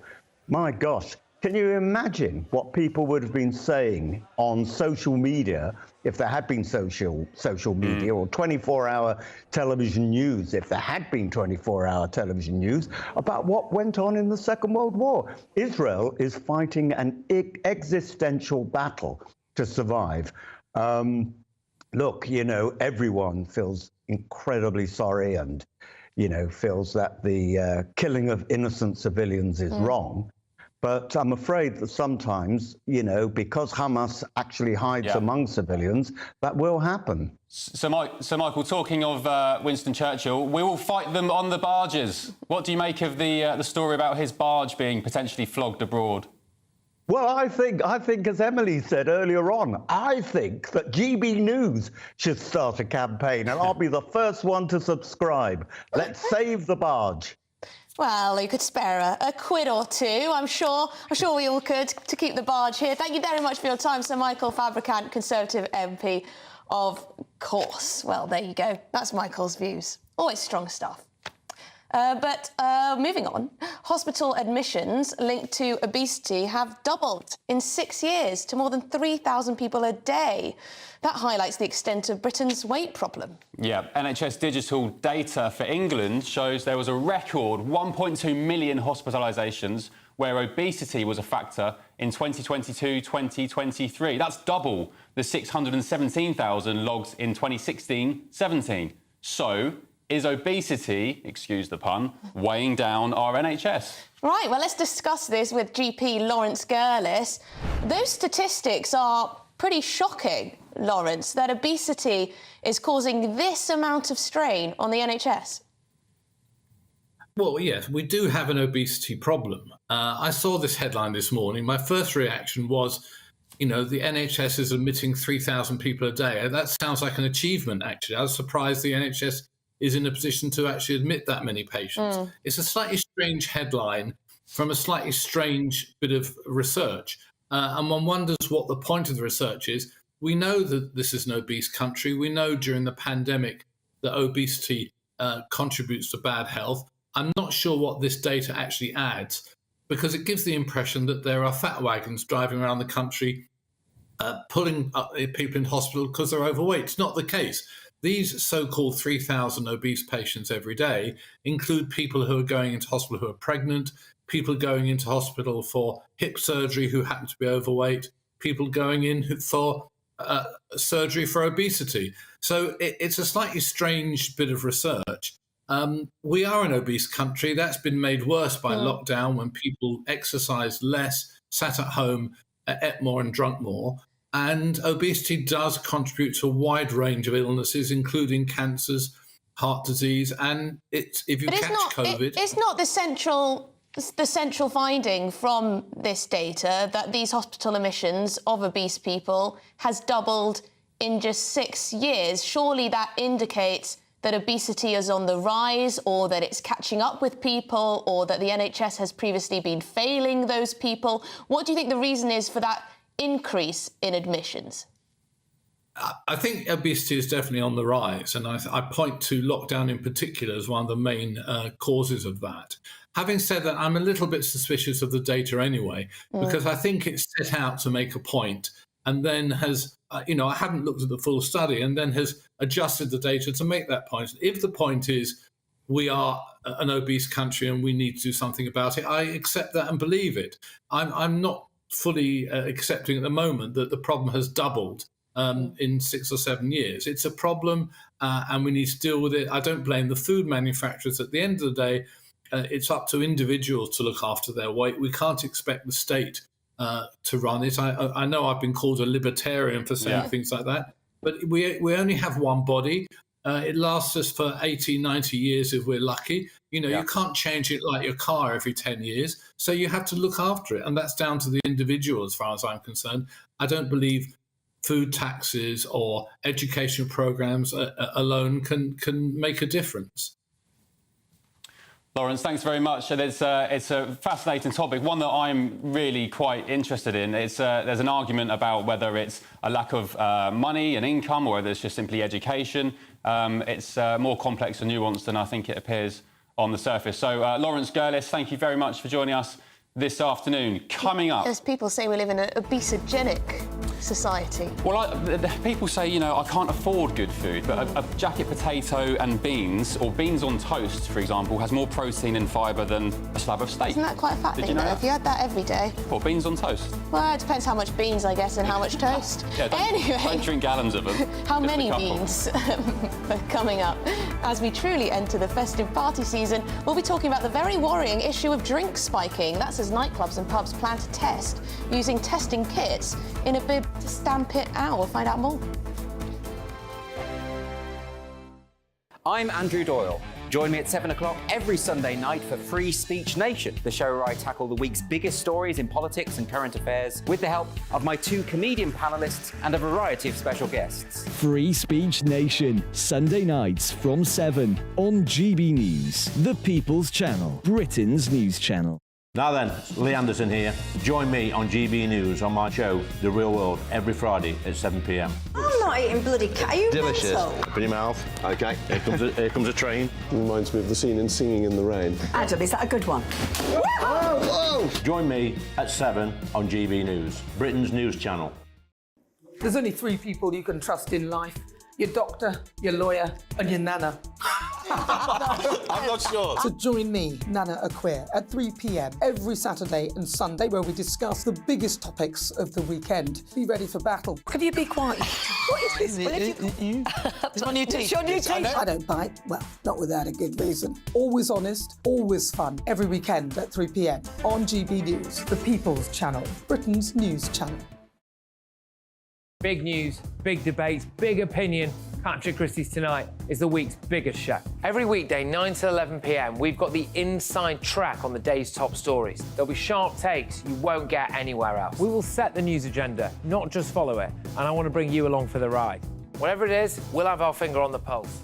It's news, but it's this close to entertainment. Patrick Christie's Tonight, 9 to 11 p.m, only on GB News, the People's Channel, Britain's news channel. What you get for breakfast is something that, if we do our jobs right, you will wake up to news that you didn't know the night before. It's a conversation. It's not just me and Eamon. We want to get to know you, and we want you to get to know us.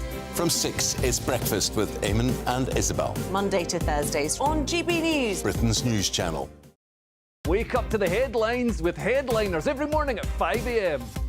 We treat you to the day's biggest stories before anyone else, 7 days a week. You can catch up on everything you need to know before you've even had your kippers. Headliners every morning at 5 a.m. only on GB News, the People's Channel, Britain's news channel. Every Sunday from 11, join Michael Portillo. There will be topical discussion, looking at the week before and the week to come. So kick back and relax at 11 a.m. on Sundays on GB News with me, Michael Portillo. GB News, the People's Channel, Britain's news channel. I'm Michelle Dewberry, and I'm not here to tell you what to think. I'd much rather hear what you have to say. So send in your opinions to gbviews@gbnews.com. Keep them clean, and you never know, I might read them out. With my panel here on Jubes and Co, we debate, we get stuck into the issues of the day on a show where all views are welcome, especially yours. GB News, the People's Channel, Britain's news channel. Have a great Saturday night with me, Leo Curse, on the Saturday Night Showdown. It's a crazy world out there, so come and make fun of it with me, my panel of comedians, and a couple of people who actually know what they're talking about. This Saturday Night Showdown is your front row ticket to the clown show every Saturday, only on GB News, the People's Channel, Britain's news channel.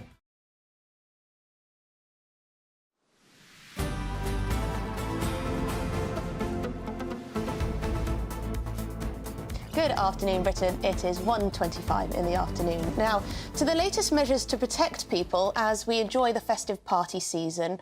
Nightclubs, pubs could get testing kits, and door staff could receive training as part of a crackdown on needle and drink spiking. Ministers are under pressure to make the practice a specific offence, with campaigners and opposition parties calling for tougher action to protect women. So, in the studio, we have founder and CEO of Stamp Out Spiking. Who better to talk to? Thank you very much indeed.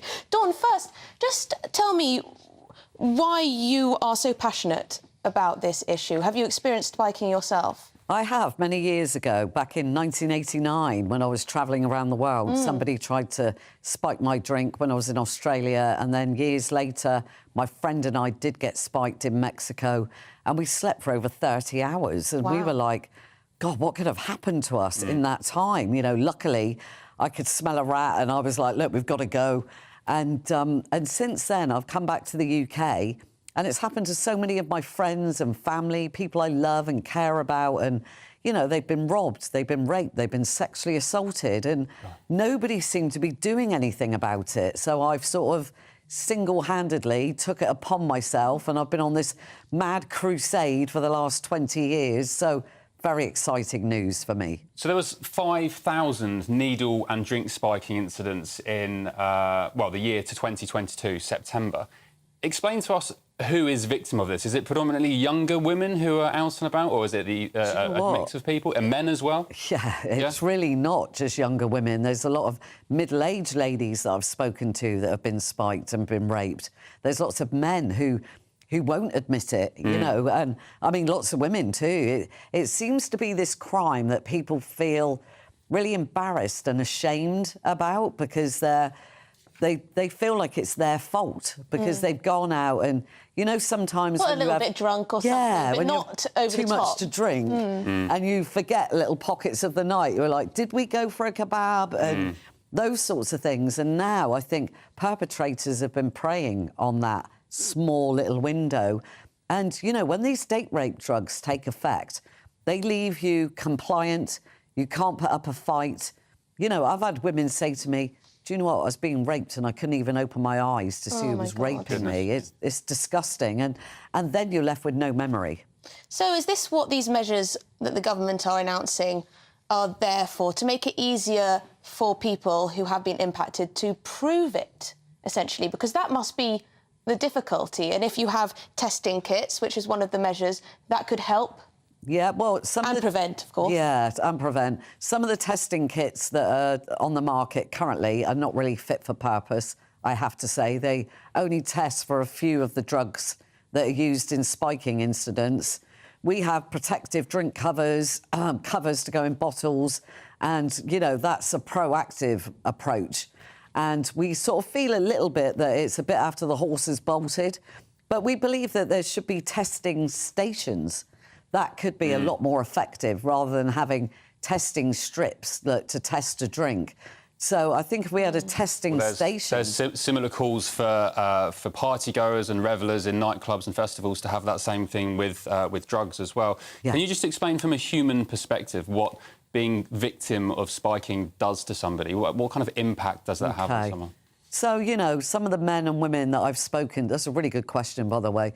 Some of the men and the women that I've spoken to have sort of said to me that they feel like after the embarrassment and the shame, they don't trust people. They don't know who's done it to them. Some of the women that I know that have been raped have said, was there more than one person? Did they film them? Gosh. You know, are they meeting them in the pub? Is it somebody that they know? So the trust and the mental health implications afterwards is dreadful. Yeah, I guess the anxiety, not knowing who it was that did it. But do we know something about the perpetrators? Are they often groups? Are they lone wolves? Are they friends? I believe, you know, we know that spiking is done by distraction. So somebody comes up, there was some video footage a few years ago of guys going, oh, let's get in the picture, put his arm around the girls and pop something into a drink. And luckily, the friend was videoing, not taking a photograph. So she caught it on camera. There's been a few incidents like that. So we know it's done in groups. There could be some lone wolves that go out and do it, but I believe that other people know that this is happening. So they need to call people out. And just lastly, for people who are going out to bars, nightclubs, pubs, and might be worried about this, what are the best things to do to protect yourself? We've got stop tops, which are a protective drink cover, like a piece of foil. Great idea, You though. can pop it on a glass, Stops an opportunist from easily being able to slip something into your drink. There's spikies that go in top of a bottle. There's something called a nightcap, which is like a scrunchie. But that same old thing, really. Don't leave your drink unattended. If somebody buys you a drink, go to the bar with them, watch it being poured. Yeah, that's a good point, yes. Lovely. Founder and CEO of Stamp Out Spiking, Dawn Dines, thank you so much. Thank you very much for your time. Coming up, we'll be asking an independent housing consultant why planning permission for new homes has hit a record low. But first, your headlines with Tatiana.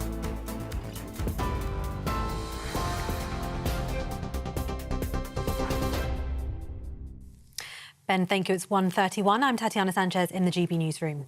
The Prime Minister says he takes the scandal surrounding Baroness Michelle Mone incredibly seriously. The former Tory peer admitted she's set to benefit from a contract between PPE firm MedPro and the government, which generated a £60 million profit. Lady Mone told the BBC she contacted Michael Gove at the start of the pandemic after he made a call to arms for massive quantities of payment protection equipment. Labour's demanding answers from all those involved and says she shouldn't be allowed to return to the House of Lords. Conservative MP Miriam Cates is being investigated by Parliament's standards watchdog. The member for Penistone and Stocksbridge is accused of causing significant damage to the reputation of the House or its members. It's not clear what the claims relate to. She's one of 8 MPs currently being investigated by the Standards Commissioner. 2 people are in hospital after a gas explosion at a home in Blackburn. The incident happened just before 8 o'clock last night, with emergency services responding to calls that a building had collapsed. Lancashire Police says nearby homes have been evacuated. It's urging people to avoid the area while investigations continue. BP has paused oil shipments through the Red Sea because of the deteriorating security situation. Houthi rebels have been targeting vessels, launching drone attacks over the past week. The pro-Hamas group says it's trying to disrupt ships travelling to Israel. £1.5 billion of funding is being put into government grant schemes to help keep households warm. It's part of the £6 billion energy efficiency package announced during last year's autumn statement. The funding covers a 3-year period from 2025. You can get more on all of those stories by visiting our website, gbnews.com.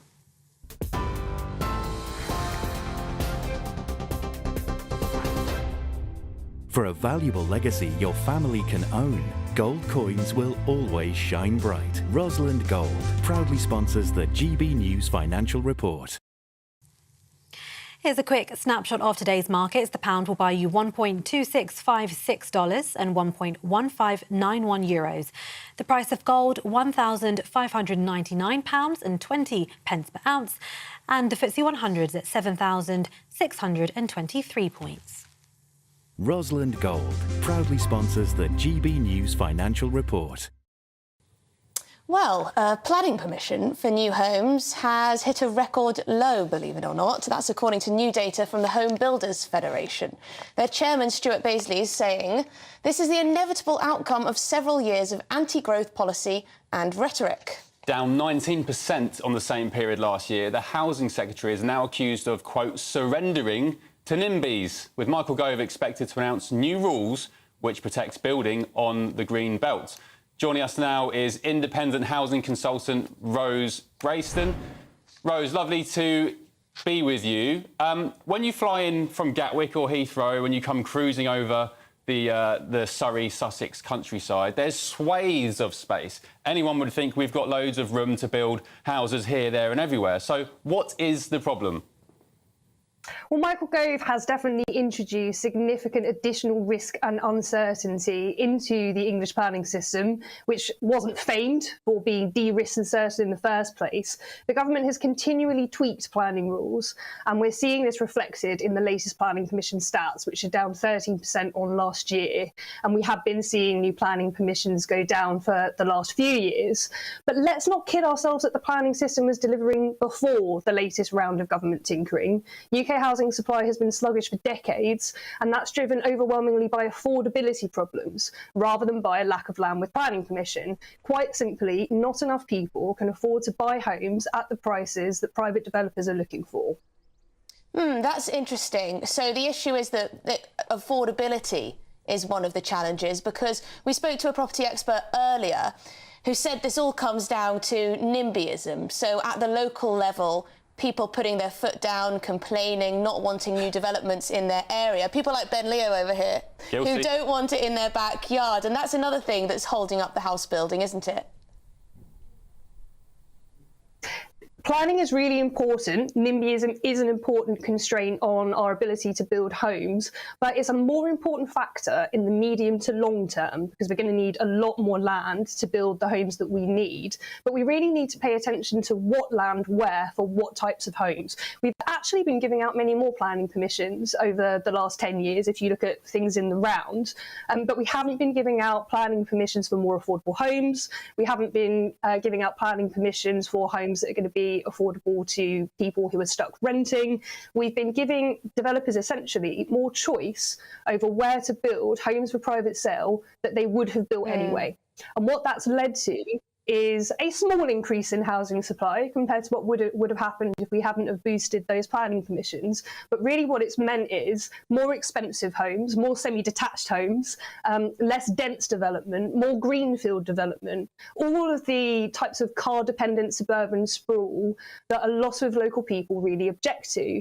And we've been seeing a lot less city centre development. We've been seeing fewer flats developed because we've been giving developers more choice over where to build by giving out more planning permissions without increasing the obligations on developers to make sure what they're building is actually affordable for people. When we do that, private developers will manage their own risk, and the least risky thing for them to build is a 3-bedroom semi-detached house on greenfield land, where things are frankly much simpler than trying to build regeneration schemes in city centres. That's very interesting. One of the other issues we were discussing was how these developments look aesthetically and the quality of a lot of these developments, these new builds, and how essentially they're not up to scratch.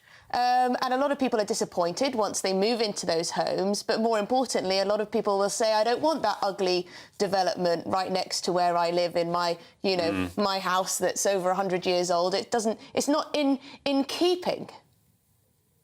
we as consumers have less and less choice over the kinds of homes that are available for us to rent or buy, just as we've given private developers more and more choice over what types of homes to build and where. The development market has really become much more concentrated over the last 10 years. That was one of the big effects we saw from the financial crisis in 2008. Fewer, bigger house builders that control more of the market. And that essentially means that they've got a captive market in all of us. We will buy what they sell because there isn't a load of choice out there. It's not like you've got a diverse house building sector where you've got some specialist providers that are going to build particular types of homes at particular quality type. That's not what we tend to see. Great, thank you very much. Rose Grayston, independent housing consultant. If and when we start building more homes, please, developers, get some love and creativity involved, not just a block of 1940s style eyesores. We might have some architects come after you, who like these modern style developments. Get in touch. I like the curved glass and all the modernity. Yeah, the problem is they start looking out of date, as soon as they're built. Yeah. But there you go. We need more. Is the rhetoric surrounding the Israel-Hamas war changing? It comes as Rishi Sunak presses for a sustainable ceasefire. We'll pose that very question to our panel after this very short break. Don't go away. There's only 3 people you can trust in life: your doctor, your lawyer, and your nana. I'm not sure. So join me, Nana Aquare, at 3 p.m. every Saturday and Sunday, where we discuss the biggest topics of the weekend. Be ready for battle. Could you be quiet? What is this? It's my new teeth. It's your new teeth. I don't bite. Well, not without a good reason. Always honest, always fun. Every weekend at 3 p.m. on GB News, the People's Channel, Britain's news channel. I think the most exciting bit for me is talking to people. People who I think are ignored often by the major news channels. We're going to give news they want to hear. There's a voice there that needs to be heard. I think there's a chance here for a diversity of opinion to be expressed, which you don't find elsewhere. It's really exciting. We don't hold back. We're free to say how decisions that are taken here affect us all around the country. Only on GB News, the People's Channel, Britain's news channel. I'm Michelle Dewberry, and I'm not here to tell you what to think. I'd much rather hear what you have to say. So send in your opinions to gbviews@gbnews.com. Keep them clean, and you never know, I might read them out. With my panel here on Jubes and Co, we debate, we get stuck into the issues of the day on a show where all views are welcome, especially yours. GB News, the People's Channel, Britain's news channel. In the GB Newsroom, we bring you the news as it happens. With our team of dedicated journalists across the UK, we're ready to give you accurate reporting every day. When the news breaks, we'll be there with bulletins on GB News, the People's Channel, Britain's news channel. Your weekend starts here with Friday Night Live with me, Mark Dolan, 8 till 9 on GB News. Big stories, big guests and big laughs as we get you ready for a cracking weekend. That's Friday Night Live with Mark Dolan. Fridays 8 till 9 on GB News. Bring your own drinks. The admission's free. Good afternoon, Britain. Good afternoon, Britain. Join us, Tom and Emily, To find out what's happening in the heart of Westminster. and why it matters to you. Weekdays from midday, we bring you the most compelling stories from across the United Kingdom. And from your doorstep to our inbox. That's right, we want to hear from you. GB News, Britain's news channel. Big news, big debates, big opinion. Patrick Christie's Tonight is the week's biggest show. Every weekday, 9 to 11 p.m, we've got the inside track on the day's top stories. There'll be sharp takes you won't get anywhere else. We will set the news agenda, not just follow it, and I want to bring you along for the ride. Whatever it is, we'll have our finger on the pulse. It's news, but it's this close to entertainment. Patrick Christie's Tonight, 9 to 11 p.m, only on GB News, the People's Channel, Britain's news channel. Tired of the usual focus-tested, pre-prepared Westminster runaround? Well, so am I. So you want higher taxes? Is your department to blame for this? Are you rethinking this policy? Every Sunday at 9:30, I'll be sitting down with those in power to get the truth about the issues affecting you. Let's be honest, we've known about the cost pressures of this project for years, not months. That's the Camilla Tominey Show, a politics show with personality. On GB News, the People's Channel, Britain's news channel.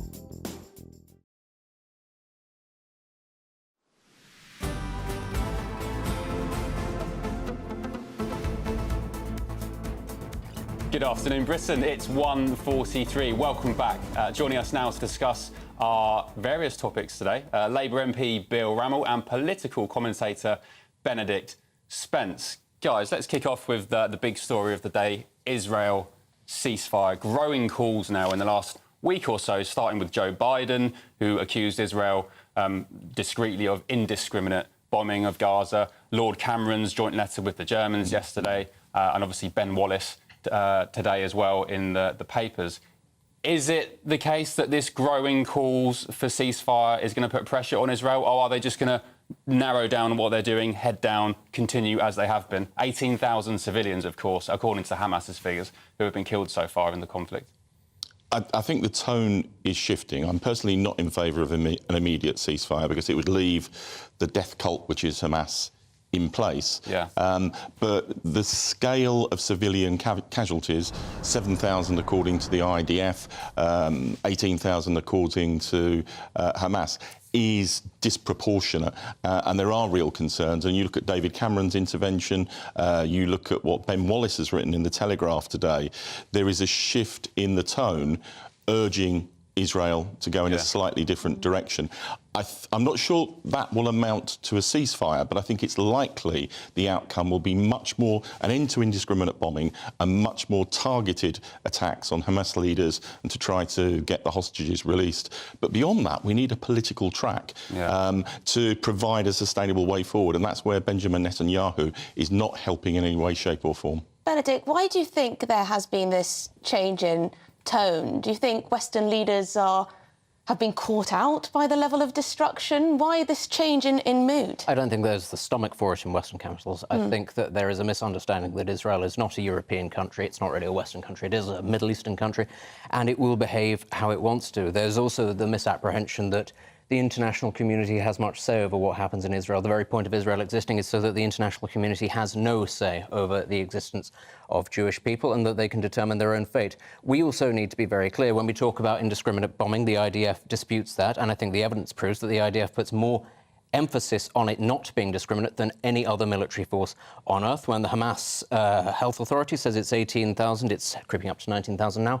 Let's also be very clear. The IDF says that at least half of those are Hamas fighters. And, the Hamas, the Gaza Health Authority can just sit there and say, oh, they're all civilians. But, of course, they're not all civilians. But whether it's 7,000 civilians or 2,000 show me the war. Surely, I mean, Show me the war where you can avoid civilian casualties. It doesn't exist. And anybody who believes it is happening on a much larger scale in Ukraine. It is happening on a much larger scale in Sudan right now. Nobody really cares about that.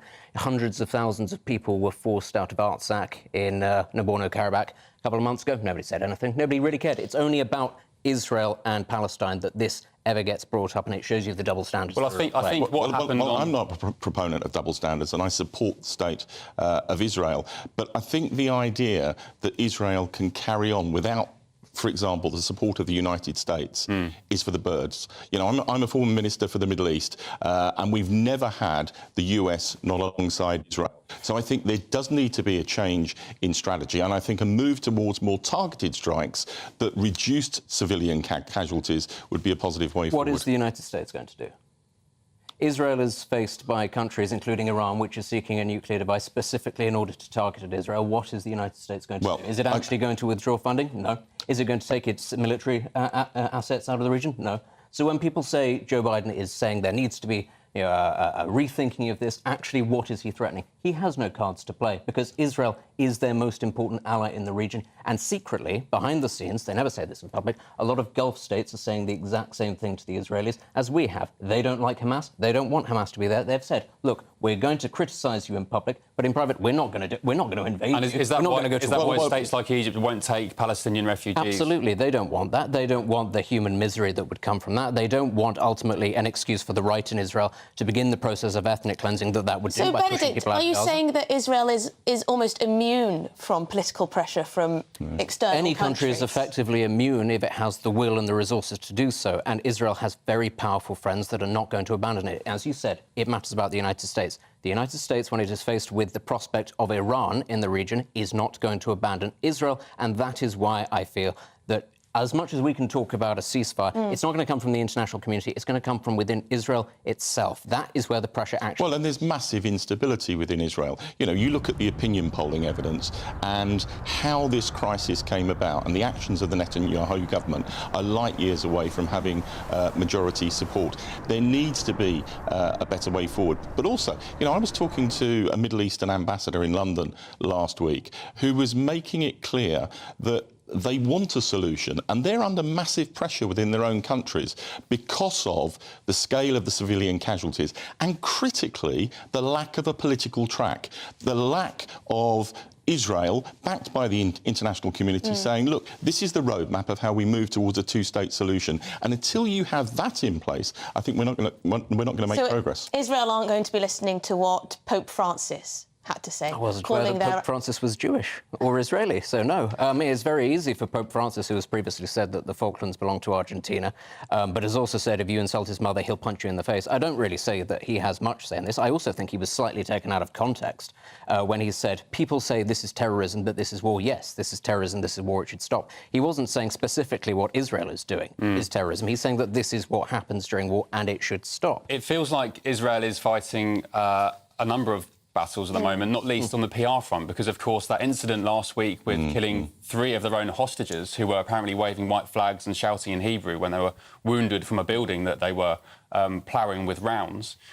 Protests in Tel Aviv. Is there now, do you think, going to be internal pressure from Israelis for some sort of resolution to be found? I think there is increasing pressure internally from Israeli citizens. You listen to the families of the hostages who feel the Israeli government has massively let them down, that isn't negotiating effectively, isn't putting on the right pressure. That needs to be tackled. And I think there needs to be a change in the type of attacks that Israel is putting forward. Look, I'm a supporter of Israel. I loathe Hamas and their leadership. They need to be removed, but it needs to be done in a clinical and an effective way. Yeah. Right, let's move on. Bill, Jordan Peterson, the Conservative commentator, he reckons if your lot win the election, Britain will be, quote, Venezuela for 20 years. He told The Telegraph that it was highly likely Starmer would be elected, but it would be a, quote, catastrophe. Are you going to lead us down the Venezuelan path of a nightmare? No, we're not. And, you know, I see he's a psychologist. I think he's an extreme right-wing nut job, actually. To compare... He speaks very highly of you, Bill. To compare Venezuela, where, you know, 95% of people live in poverty, where it's got the second biggest migrant crisis in the world, to compare that to a Labour government is completely unjustified. And, you know, Jordan Peterson ought to come here and experience what it's like living under a Conservative government with chaos and instability, 4 prime ministers in 5 years, 7 chancellors, or is it 8 chancellors? You don't get that instability with Venezuela. You've got one ruler for life. Benedict, he's talking about left-wing ideology, presumably, and what he sees as the dangers of socialism. I guess, do you think Keir Starmer will actually shift more to the left once in government? He might on certain issues if he feels he can get away with it. I think he's a lot more left-wing than he portrays himself to be. I think he's a very competent politician. He understands that in order to win a majority, he does have to appeal to cohorts that Boris Johnson won over, and therefore he can't sort of come out as, a hardline socialist. But equally, I think he also recognises that the mess he's going to be inheriting isn't something that can be sort of solved by a load of people coming in waving red flags. Actually, it requires a lot of practicality, and this is why I think he's pushing Wes Streeting sort of up front and centre, sending him around the world, saying, go to Australia, go to Singapore, find what the practical solutions are. You know, it's all very well saying things, as Jeremy Corbyn did, you know, coming out with ideological lines. Actually, what people need to see is policy that they feel is tangible. I think he's a lot smarter, therefore. Also, we're not about to invade Guyana or even drill for our own oil, which Venezuela does. So, you know, there I think I'm a fan of some of what Mr Peterson has to say with regards to making your bed and being clean and tidy, but in terms of he thinks there's this massive gulf between Labour and Tories at the moment, I just don't think there is. I think there's a paper... I think there might be on culture. He's also interesting. I'm a former university vice-chancellor, and he's in favour of letting... He's going to set up an academy where he's in favour of teachers teaching what they want to teach and no accreditation. I think the guy is seriously off the money. Seriously off the money. Well, there you go. But there are, with Wes Streeting, you mentioned Wes Streeting, I think it was you, Benedict. Wes Streeting, he is actually looking for reform that the Conservatives haven't been able to touch. NHS. It's quite remarkable. It is, and on some of the reform issues, it's often the case that a Labour government can move in the direction of reform more easily than the Conservatives, because there's not the lack of trust that there is with the Conservatives, and I think that will stand in our favour. Well, thank you very much indeed for your time, Bill Rammell, and of course Benedict Spence, political commentator. They'll be back with us next hour. We've got lots more to come. Yes, number 10 claims it has robust plans in place for flights to Rwanda, despite companies not wanting to transport asylum seekers to Western Africa. Even the MOD is saying our RAF planes aren't going to get involved. We don't want protesters coming to our RAF bases. Yet another obstacle. Yeah, it doesn't end. Also, Israel ceasefire on the way, and more, of course, from Boris Johnson and his contribution to the Churchill barge. Stay with us. Looks like things are heating up. Boxed boilers, sponsors of weather on GB News. Hello again, it's Aidan McGivern here from the Met Office with the GB News forecast. Cloudy and breezy for many during the rest of today, increasingly wet in the south overnight, but clear spells will arrive in the north behind a couple of weather fronts which are traversing the country northwest to southeast. These cold fronts will pep up as we go into the evening and overnight, bringing some more extensive wet weather across Wales and then into the early hours across southern and eventually southeastern parts of England. That rain heavy and persistent in places. Further north, rain does clear, although further showers follow for the north and west of Scotland, parts of Northern Ireland, on a blustery breeze. And with clear spells here, any sheltered spots will get close to freezing, so a touch of frost perhaps. But in the south, it will be a very mild start to Tuesday. However, it will also be a wet start. The rain does clear eventually, so that after lunch, I think most places in the south will be turning drier and brighter. Some decent sunny spells for England and Wales, but staying blustery for Scotland and Northern Ireland with strong winds and frequent showers. Those showers in the cold air falling as snow and hail over the hills. Into Wednesday, a cold start to the day in places, but a bright start. In the northwest, we're going to see some rain spread in, along with a strengthening wind. But it's really into Thursday that the wind turns particularly strong, especially towards the northwest, gales in places and blustery showers. That warm feeling inside from Boxed Boilers, sponsors of weather on GB News.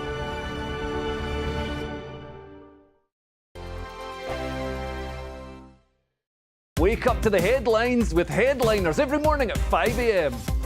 We treat you to the day's biggest stories before anyone else, 7 days a week. You can catch up on everything you need to know before you've even had your kippers. Headliners every morning at 5 a.m. only on GB News, the People's Channel, Britain's news channel. I'm Andrew Doyle. Join me at 7 o'clock every Sunday night for Free Speech Nation, the show where I tackle the week's biggest stories in politics and current affairs with the help of my 2 comedian panellists and a variety of special guests. Free Speech Nation, Sunday nights from 7 on GB News, the People's Channel, Britain's news channel. Big news, big debates, big opinion. Patrick Christie's Tonight is the week's biggest show. Every weekday, 9 to 11 p.m, we've got the inside track on the day's top stories. There'll be sharp takes you won't get anywhere else. We will set the news agenda, not just follow it, and I want to bring you along for the ride. Whatever it is, we'll have our finger on the pulse. It's news, but it's this close to entertainment. Patrick Christie's Tonight, 9 to 11 p.m, only on GB News, the People's Channel, Britain's news channel. Now then, Lee Anderson here. Join me on GB News on my show, The Real World, every Friday at 7 p.m. I'm not eating bloody cat. Are you delicious. mental? Open your mouth. OK, here comes a train. Reminds me of the scene in Singing in the Rain. Adam, is that a good one? Whoa! Join me at 7 on GB News, Britain's news channel. What you get for breakfast is something that, if we do our jobs right, you will wake up to news that you didn't know the night before. It's a conversation. It's not just me and Eamon. We want to get to know you, and we want you to get to know us. From 6, it's Breakfast with Eamon and Isabel. Monday to Thursdays on GB News. Britain's news channel. There's only 3 people you can trust in life. Your doctor, your lawyer, and your nana. I'm not sure. So join me, Nana Aquare, at 3 p.m. every Saturday and Sunday, where we discuss the biggest topics of the weekend. Be ready for battle. Could you be quiet? What is this? It's my new teeth. It's your new teeth. I don't bite. Well, not without a good reason. Always honest, always fun. Every weekend at 3 p.m. on GB News, the People's Channel, Britain's news channel. Every Sunday from 11, join Michael Portillo. There'll be topical discussion, looking at the week before and the week to come. So kick back and relax at 11 a.m. on Sundays on GB News with me, Michael Portillo. GB News, the People's Channel, Britain's news channel. I'm Michelle Dewberry, and I'm not here to tell you what to think. I'd much rather hear what you have to say. So, send in your opinions to gbviews@gbnews.com. Keep them clean, and you never know, I might read them out. With my panel here on Jubes and Co, we debate, we get stuck into the issues of the day on a show where all views are welcome, especially yours. GB News, the People's Channel, Britain's news channel. Have a great Saturday night with me, Leo Curse, on the Saturday Night Showdown. It's a crazy world out there, so come and make fun of it with me, my panel of comedians, and a couple of people who actually know what they're talking about. The Saturday Night Showdown is your front row ticket to the clown show every Saturday, only on GB News, the People's Channel, Britain's news channel.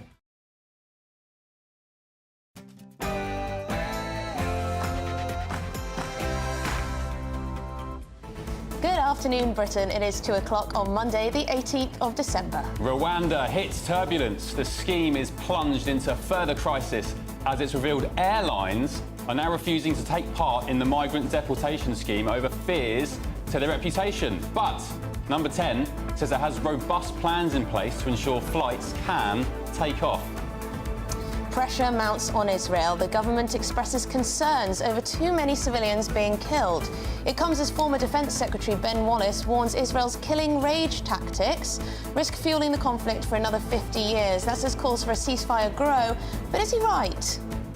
And we shall fight them on the barges. Rishi Sunak steps in to stop Winston Churchill's funeral barge from being bought by an overseas buyer. Campaigners, including Boris Johnson, have warned that the boat is in danger after no one from Britain came forward to buy it.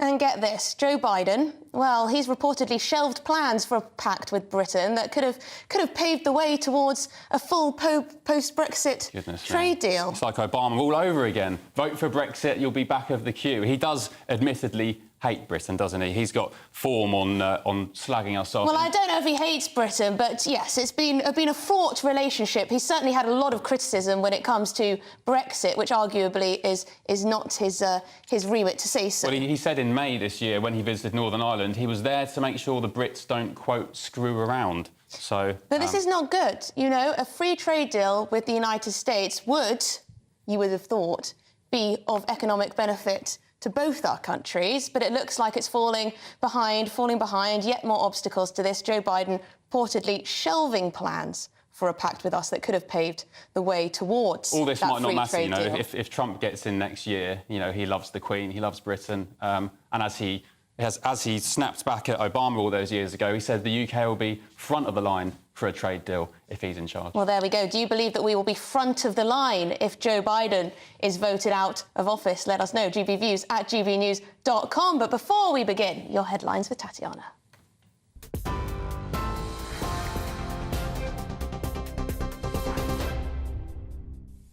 Emily, thank you. 2 minutes past 2. This is the latest from the GB Newsroom. The Prime Minister says he takes the scandal surrounding Baroness Michelle Mone incredibly seriously.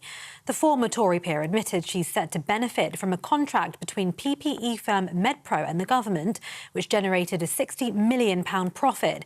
Lady Mone told the BBC she contacted Michael Gove at the start of the pandemic after he made a call to arms for massive quantities of payment protection equipment. Rishi Sunak says the government's launched a legal case against the company. This whole situation is subject to an ongoing criminal investigation, but also the government is taking action, legal action against the company involved. So there's a limit to what I can say, other than to say we take all these things incredibly seriously, and that's why the government's taking legal action, and because there's a criminal investigation ongoing, I can't comment any further. Labour leader Sir Keir Starmer described the scandal as a shocking disgrace from top to bottom. Every day goes past, there are more questions that need to be answered. There's now suggestions there was early private contact with members of the Cabinet that may have started this unhappy story in the first place. So the government needs to come clean, needs to make a statement about that. But this needs to be seen in its context. Under this government, £7 billion was lost in fraud during COVID. That's taxpayers' money, and if there were a Labour government, we'd want that money back. Conservative MP Miriam Cates is being investigated by Parliament's standards watchdog. The member for Penistone and Stocksbridge is accused of causing significant damage to the reputation of the House or its members. It's not clear what the claim relates to. She's one of 8 MPs currently being investigated by the Standards Commissioner. BP has paused oil shipments through the Red Sea because of the deteriorating security situation. Houthi rebels have been targeting vessels, launching drone attacks over the past week. The pro-Hamas group says it's trying to disrupt ships travelling to Israel. A number of other firms, including Maersk, have also suspended traffic through the region. 2 people are in hospital after a gas explosion at a home in Blackburn. The incident happened just before 8 o'clock last night, with emergency services responding to calls that a building had collapsed. 2 people reportedly suffered minor injuries. Lancashire Police says nearby homes have been evacuated, is urging people to avoid the area while investigations continue. The Foreign Secretary is calling for the release of media tycoon and pro-democracy campaigner Jimmy Lai in Hong Kong. The 76-year-old British citizen is on trial, accused of colluding with foreign forces to endanger national security. If convinced, he faces a possible life sentence if convicted. Lord Cameron has condemned the charges against him and urging Chinese authorities to end what he described as a politically motivated prosecution. A new menopause drug to treat hot flushes has been given the green light in the UK. The daily pill, called Veoza, alleviates symptoms by regulating body temperature. Up to 80% of women going through the menopause are affected by the symptoms, which also include disruptive sleep patterns, changes to their mood and their energy levels. XL Bully owners have 2 weeks to make sure their dogs are legal. From December 31st, they must be muzzled in public, and it'll be illegal to breed, sell or abandon them in England and Wales. Owners have also been told they can ask a vet to put their pets down and claim compensation. The full ban on the breed comes into force on February 1st next year, but owners can apply for an exemption to keep their dogs. This is GB News across the UK on TV, in your car on digital radio and on your smart speaker by saying Play GB News. Now back to Ben and Emily.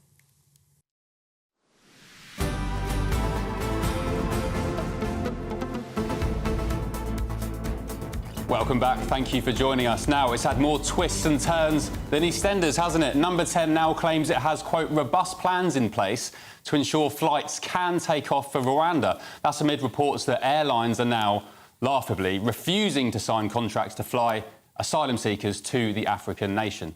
Yes, this is the latest setback for Rishi Sunak as he pushes to get the flagship scheme through Parliament, although the government continues to say that this, well, it won't be an issue. And the 2 Conservative MPs we spoke to earlier on in the show, they say, we'll find planes, don't worry. But let's speak to our political editor, Christopher Hope, who's live from Downing Street with the latest. Chris, there's lots of things I want to get stuck into with you, but first on this Rwanda debacle, whether there are actually aircraft carriers available for the scheme if it does eventually go ahead. Well, that's right. The government hasn't yet found a commercial carrier, to take migrants from the UK back to Rwanda when they're sent there for processing and then to stay there. Some reports, the weekend papers, Sunday Times particularly, saying that's because there's a reputational risk for any company seen to be part of this plan. It is controversial in parts of the country, but also we do find, don't we, in GBNews and certainly on polls, that the idea of trying to tackle illegal migration, even with a policy as controversial as the Rwanda plan to fly people who arrive here to Rwanda for processing, is popular. So right now, of course, this idea isn't even law yet. We're some way away from that, aren't we? We're waiting until it goes to the House of Commons, then the House of Lords, and the first flights may not take off until May. The government, the Home Office for its part, maintained has got a very robust case for flying people out to Rwanda when they need to. Of course, they do have the whole suite of RAF planes that can do this similar kind of work. And that may be at the beginning. It may well be military flights. Because it's so controversial, they may want to do it from military airfields where there's higher security. As it becomes more part of what goes on with migrants, they may find they can use commercial flights. So it's more bad news for a beleaguered strategy, but this may well work if they can kind of get it through the Commons and Lords early next year. The first flights, the PM says, will take off in May. So, Chris, you did mention there, I know we're not at this stage yet. We've got a lot to get through before we reach the stage of flights taking off, but you did mention the RAF, and they're not too keen on getting involved in this and using their bases because of fears over far left protesters. Is that right? Well, the RAF will do what they're told. They serve the government. The government's policy is to take people to Rwanda. The RAF will do that. Now, of course, what they don't want to do is attract any kind of opposition, any kind of protests on bases, risk upsetting any kind of operations already taking place there.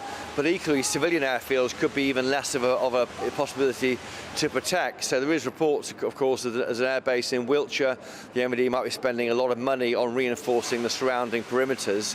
And I do expect that if this gets through the Commons and Lords, then where the flights take off from, what time in the day, probably, let's say, in the middle of the night, to try and do it without anyone watching. But that will become a big contested space, and protesters will try and get involved, I imagine. So it's another thing the government must deal with, but it's a controversial policy.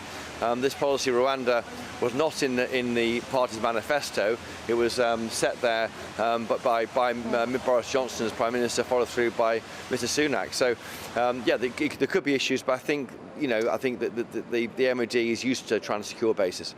Yeah, now, Christopher, both Rishi Sunak and the Labour leader Keir Starmer have been asked about, the scandal surrounding Baroness Michelle Mone. This is relating to PPE procurement and the various contracts there. Now, they've had...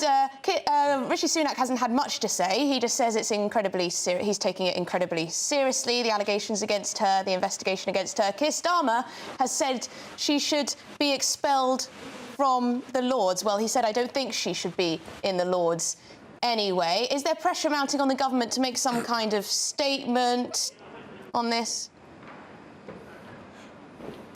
Well, no, there's a National Crime Agency investigation, and the government correctly can't do anything until that's reported.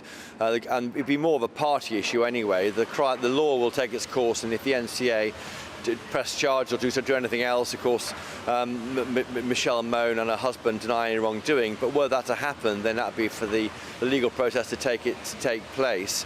There are suggestions from some on the Tory side that Michelle Mone shouldn't be in the House of Lords. Now, it's quite hard to expel anybody from the House of Lords, and she is a member of the House of Lords, although she is trying to fight to clear her name at the moment with high-profile interviews with the weekend.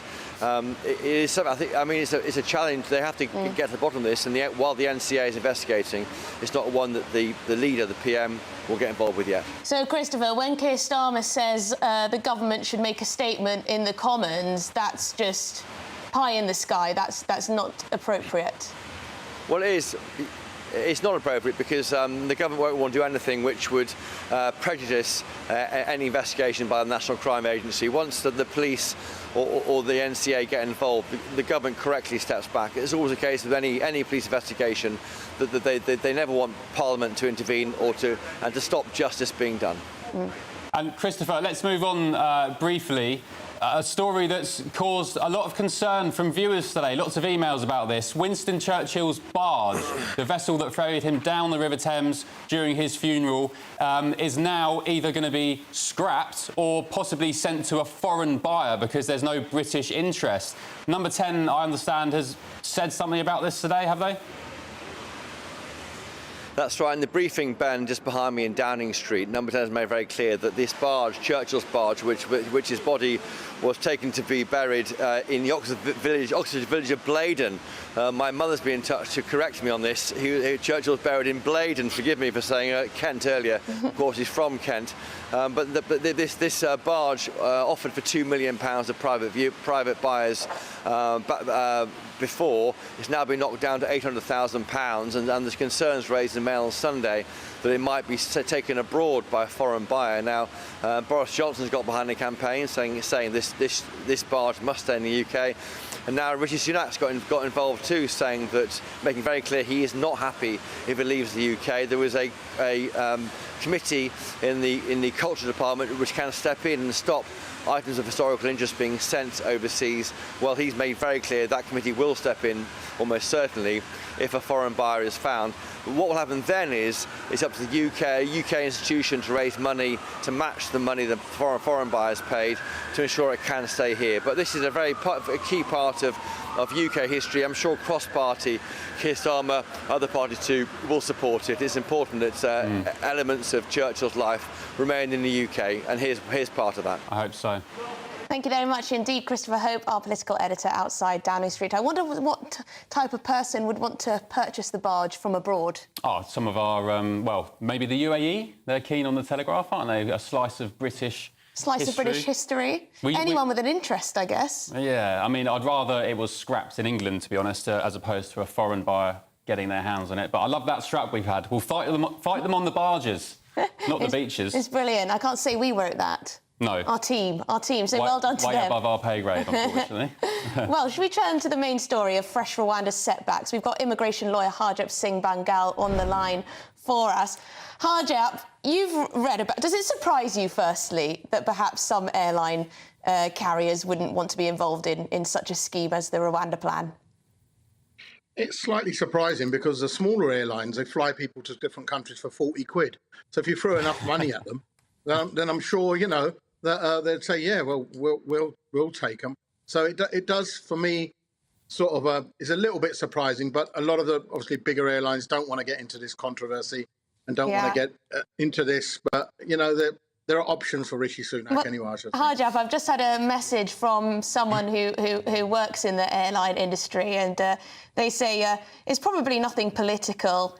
It may have to do more with the fact that airlines don't have much capacity and crew at the moment. So it might be something more practical rather than concerns over reputation, although I can see both playing a part.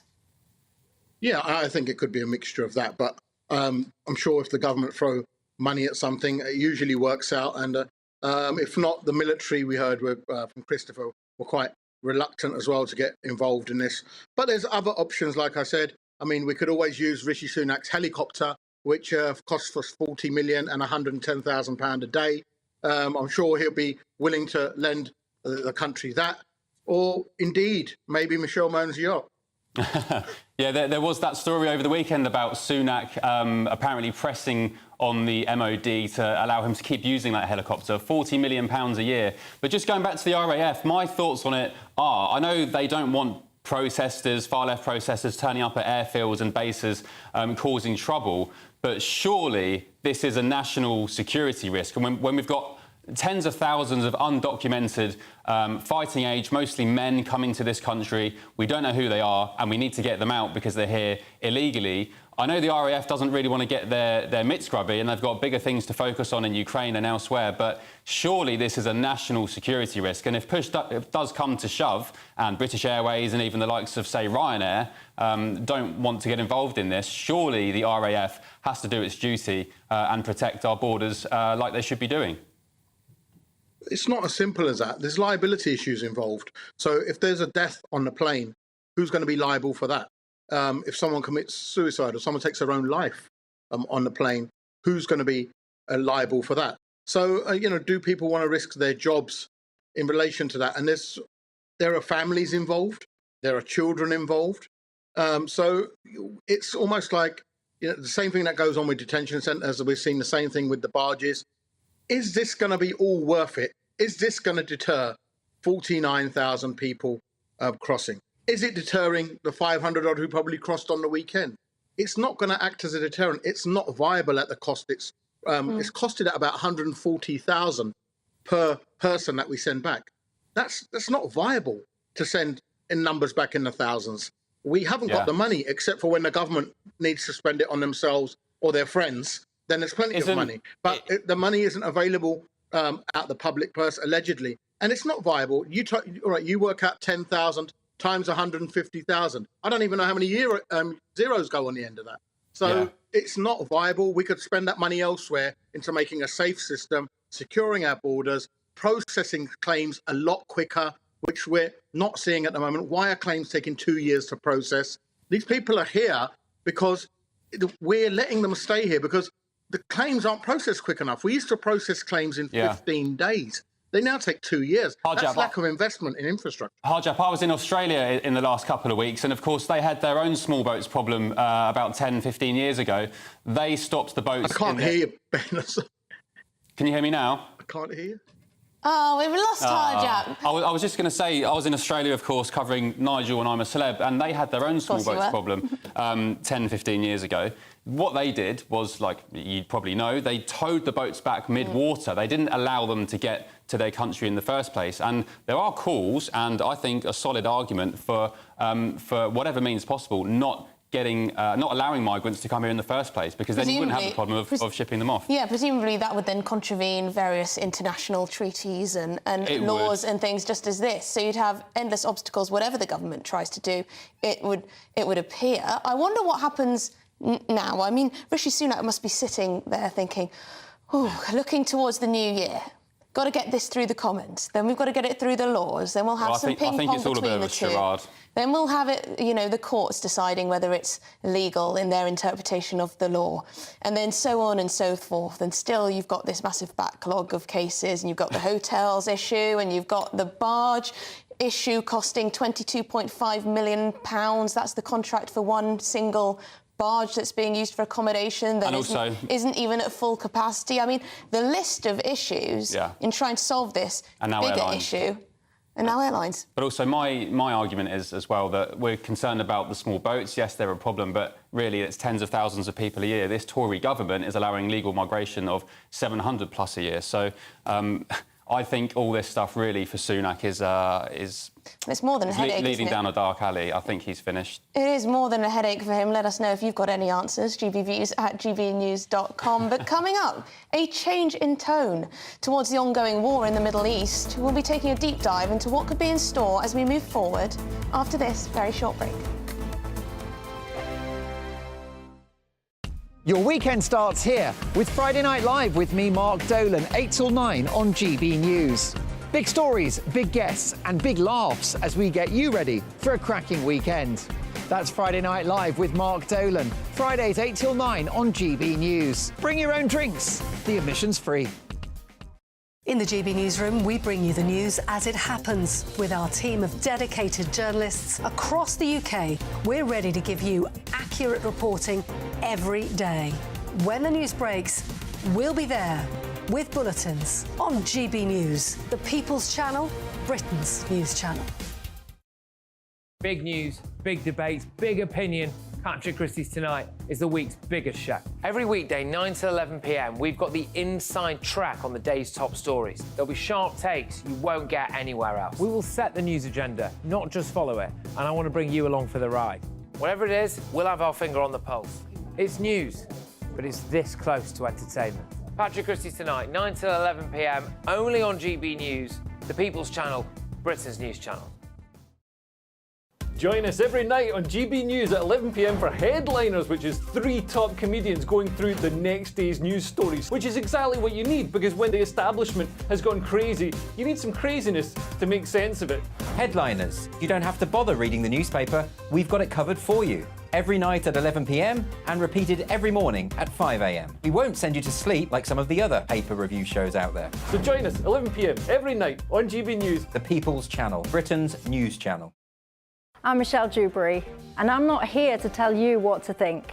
I'd much rather hear what you have to say. So, send in your opinions to gbviews@gbnews.com. Keep them clean, and you never know, I might read them out. With my panel here on Jubes and Co, we debate, we get stuck into the issues of the day on a show where all views are welcome, especially yours. GB News, the People's Channel, Britain's news channel. Tired of the usual focus-tested, pre-prepared Westminster runaround? Well, so am I. So you want higher taxes? Is your department to blame for this? Are you rethinking this policy? Every Sunday at 9:30, I'll be sitting down with those in power to get the truth about the issues affecting you. Let's be honest, we've known about the cost pressures of this project for years, not months. That's the Camilla Tominey Show, a politics show with personality. On GB News, the People's Channel, Britain's news channel. I think the most exciting bit for me is talking to people. People who I think are ignored often by the major news channels. We're going to give news they want to hear. There's a voice there that needs to be heard. I think there's a chance here for a diversity of opinion to be expressed, which you don't find elsewhere. It's really exciting. We don't hold back. We're free to say how decisions that are taken here affect us all around the country. Only on GB News, the People's Channel, Britain's news channel. Good afternoon, Britain. Good afternoon, Britain. Join us, Tom and Emily, To find out what's happening in the heart of Westminster. and why it matters to you. Weekdays from midday, we bring you the most compelling stories from across the United Kingdom. And from your doorstep to our inbox. That's right, we want to hear from you. GB News, Britain's news channel.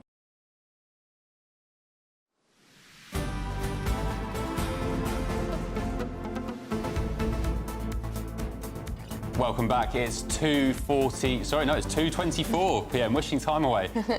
Before we move on, we should just say that the one and only Nigel Farage returns to the GB News studio tonight for his evening show at 7 p.m. Of course, I followed him into the jungle, or near the jungle anyway, on Australia's Gold Coast. But he's back tonight with his blistering commentary and analysis of everything that's been going on. And plenty went on when he was away. Yeah, plenty went on. It was a pretty good gig for you, wasn't it, that? Not bad. I've got a nice tan. I know some people have been emailing about it. It is all natural, no Saint-Tropez involved here. You know, someone used the word Oompa Loompa in the inbox, Yeah, which obviously I thought was very, very harsh, you know. Yeah. You know, I haven't got my fake tan on today, Ben, so sorry about that. I'm outdoing you a little bit. Outdoing me on that front. But yes, Nigel Farage back in the studio this evening at 7 p.m. You won't want to miss it. I'm sure he'll be dishing the dirt on his experience and everything else that's going on, of course.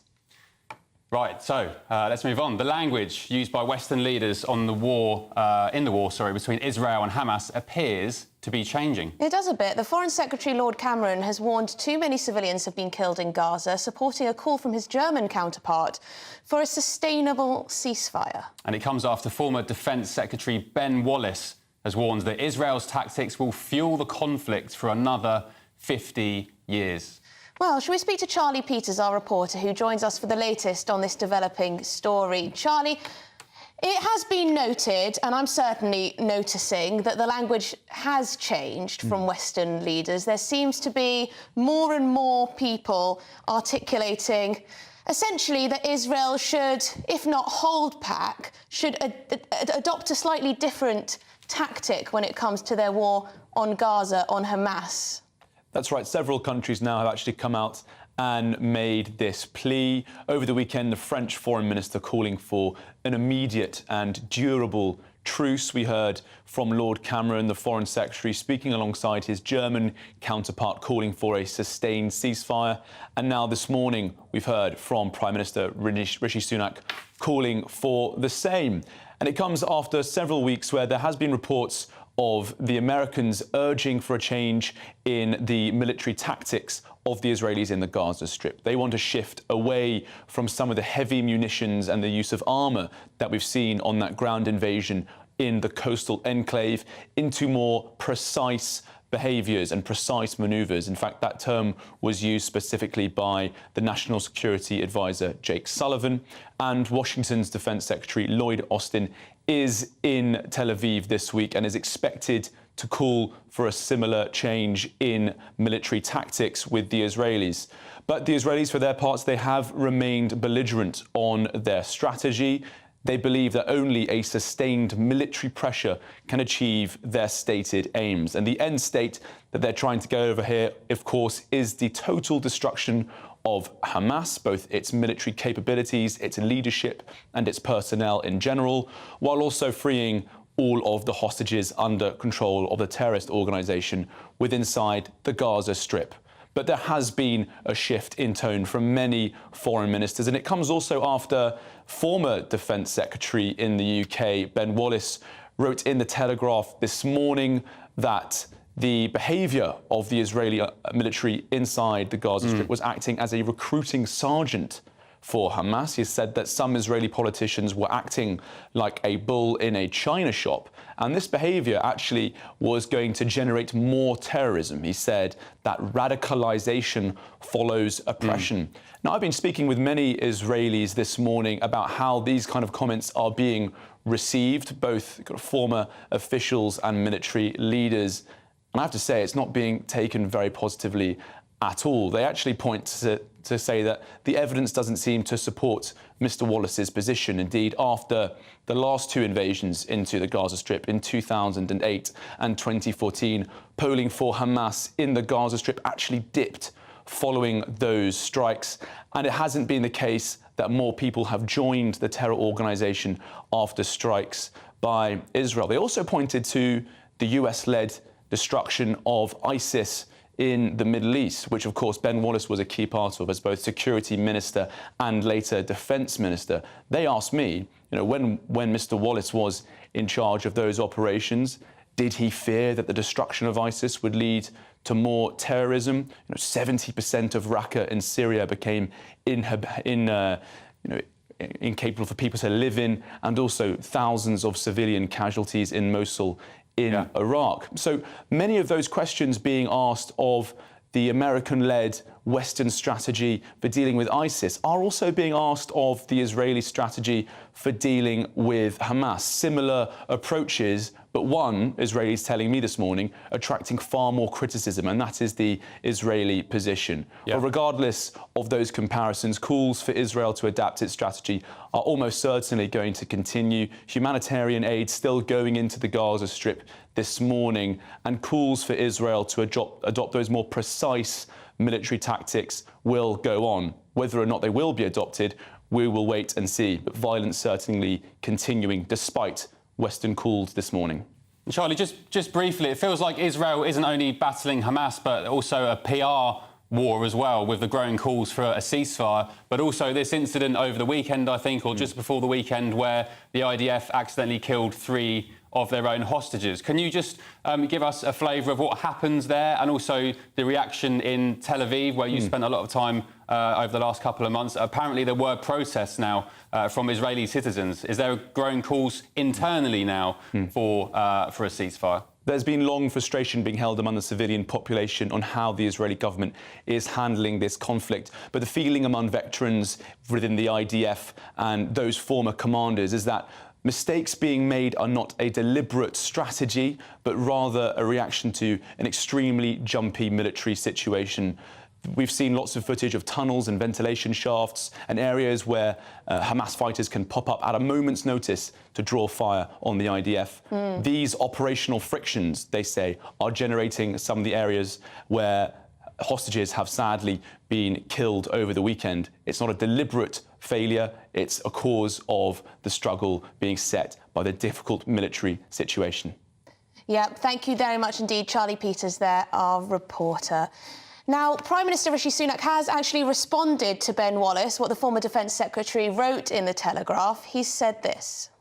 Well, Israel obviously has a right to defend itself against what was an appalling terrorist attack perpetrated by Hamas. but it must do that in accordance with humanitarian law. It's clear that too many civilian lives have been lost, and nobody wants to see this conflict go on a day longer than it has to. And that's why we've been consistent, and I made this point in Parliament last week, in calling for a sustainable ceasefire whereby hostages are released, rockets stop being fired into Israel by Hamas, and we continue to get more aid in. And one of the things I spoke to Prime Minister Netanyahu about the other week was opening up another crossing so that we can get more aid into Gaza. I'm pleased that the Israelis have responded to that, and the UK is playing a leading role in making sure that aid reaches those who desperately need it.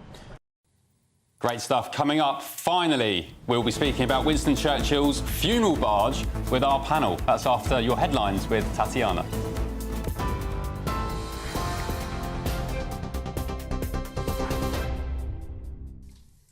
Ben, thank you very much. 2:32. This is the latest from the GB Newsroom.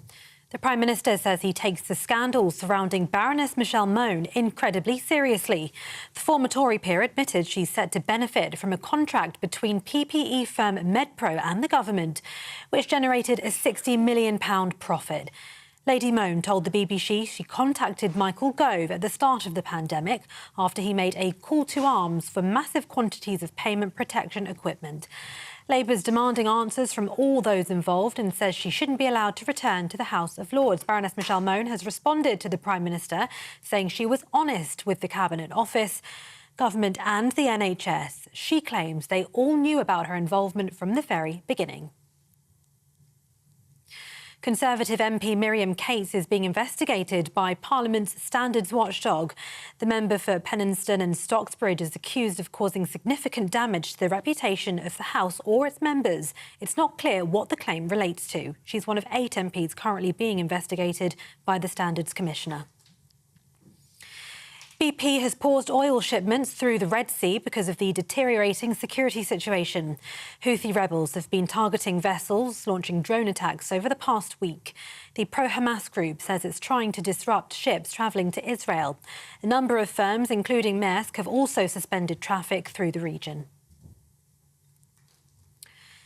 XL bully owners have 2 weeks to make sure their dogs comply with new rules. From December 31st, the animals must be muzzled in public and it'll be illegal to breed, sell or abandon them in England and Wales. Owners have also been told they can ask a vet to put their pets down and claim compensation. A full ban on the breed comes into force in February, but owners can apply for an exemption to keep their dogs. You can get more on all of those stories by visiting our website, gbnews.com.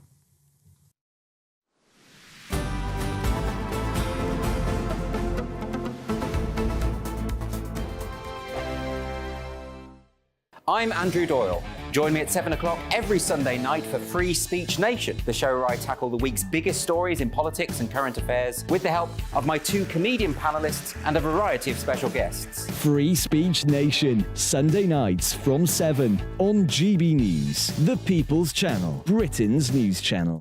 Now then, Lee Anderson here. Join me on GB News on my show, The Real World, every Friday at 7 p.m. I'm not eating bloody cat. Are you Delicious. mental? Open your mouth. OK, here comes a train. Reminds me of the scene in Singing in the Rain. Adam, is that a good one? Whoa! Join me at 7 on GB News, Britain's news channel.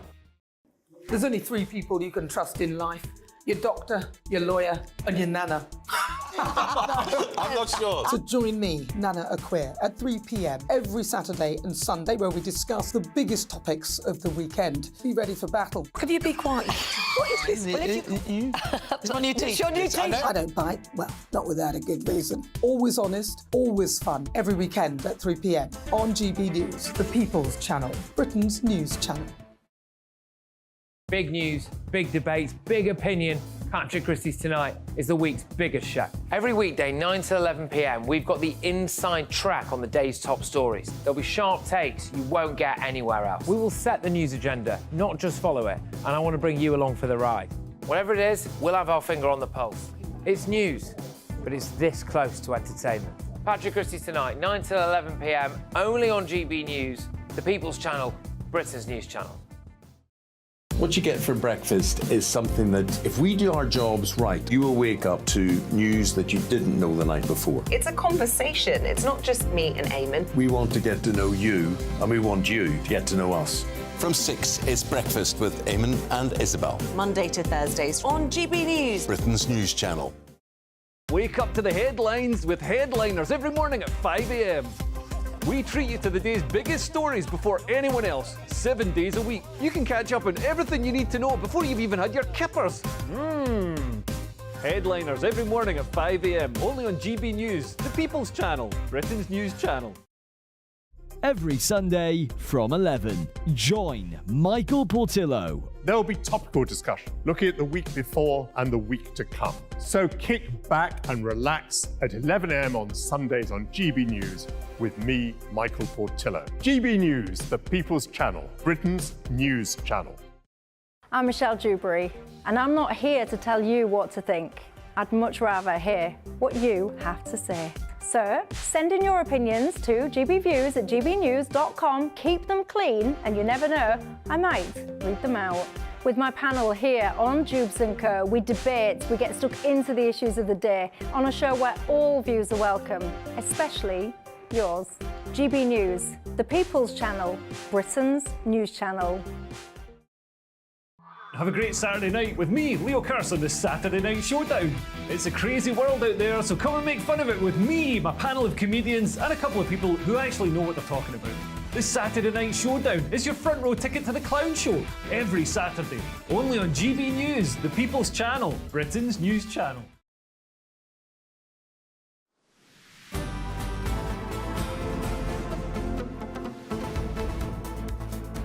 Good afternoon, Britain. It is 2:38 in the afternoon. And boozy Christmas parties, a drink left out for Santa, and even a cheeky Baileys before bed. Alcohol is everywhere at Christmas. But if you have a drinking problem, it might not be all it's cracked up to be. No, the charity DrinkAware says more than half of Brits think the country has an unhealthy relationship with alcohol, but only 1 in 10 drinkers think they have a problem. Our East Midlands reporter Will Hollis has been investigating. Alcohol took everything from Lee. His job, his family, and eventually his home. So we're outside Tesco, and this is the spot I used to sit and beg. He spent 9 months living on the streets of Nottingham. In the day, he'd drink 9 cans of strong lager. I didn't want to live. I didn't want to be here. I felt the lowest of the low. I felt like, why don't my life just end? Why don't it just stop? Why don't the pain just stop? More than 500,000 Brits are addicted to alcohol, but millions more drink in a harmful way. At Christmas, booze is everywhere. The average Brit drinks about 18 units of alcohol in a week, but at Christmas time, that jumps massively to at least 14 units on Christmas Day alone. A unit of alcohol can be half a pint of beer, a small glass of wine, or a single measure of spirit. DrinkAware found that half of Brits think the UK has an unhealthy relationship with alcohol, and that 2/3 overindulge at Christmas. I tend to drink maybe a little bit more at Christmas. I think most people basically drink to excess. Tend to have a little bit of a Baileys at Christmas. I think it's quite of a festive thing. The Nottingham Recovery Network helps anyone struggling with drink or drugs. The charity framework runs the service with council funding. How is the new programme going? Apollos is the Director for Health and Social Care. Alcohol problems and drug problems don't happen on their own. They're usually a symptom of other things going on. So that might be debt, mental health, relationship, housing. We've brought services together to be able to meet the whole of that need. He says there's a spike in people with drinking problems around Christmas. People struggle with their drinking, they struggle with their relationships, they struggle with their mental health far more than they would at any other time of the year. We get to live again. Asking for help is how many people start to fix a drinking problem. When Lee asked, the network got him off the streets and into recovery. He's been sober for 3 years now and supports others recovering too. I'm no longer just existing, I'm actually living life. Alcohol is a part of Christmas, and that won't change. It becomes a problem when it takes over the celebration. Will Hollis, GB News in Nottingham.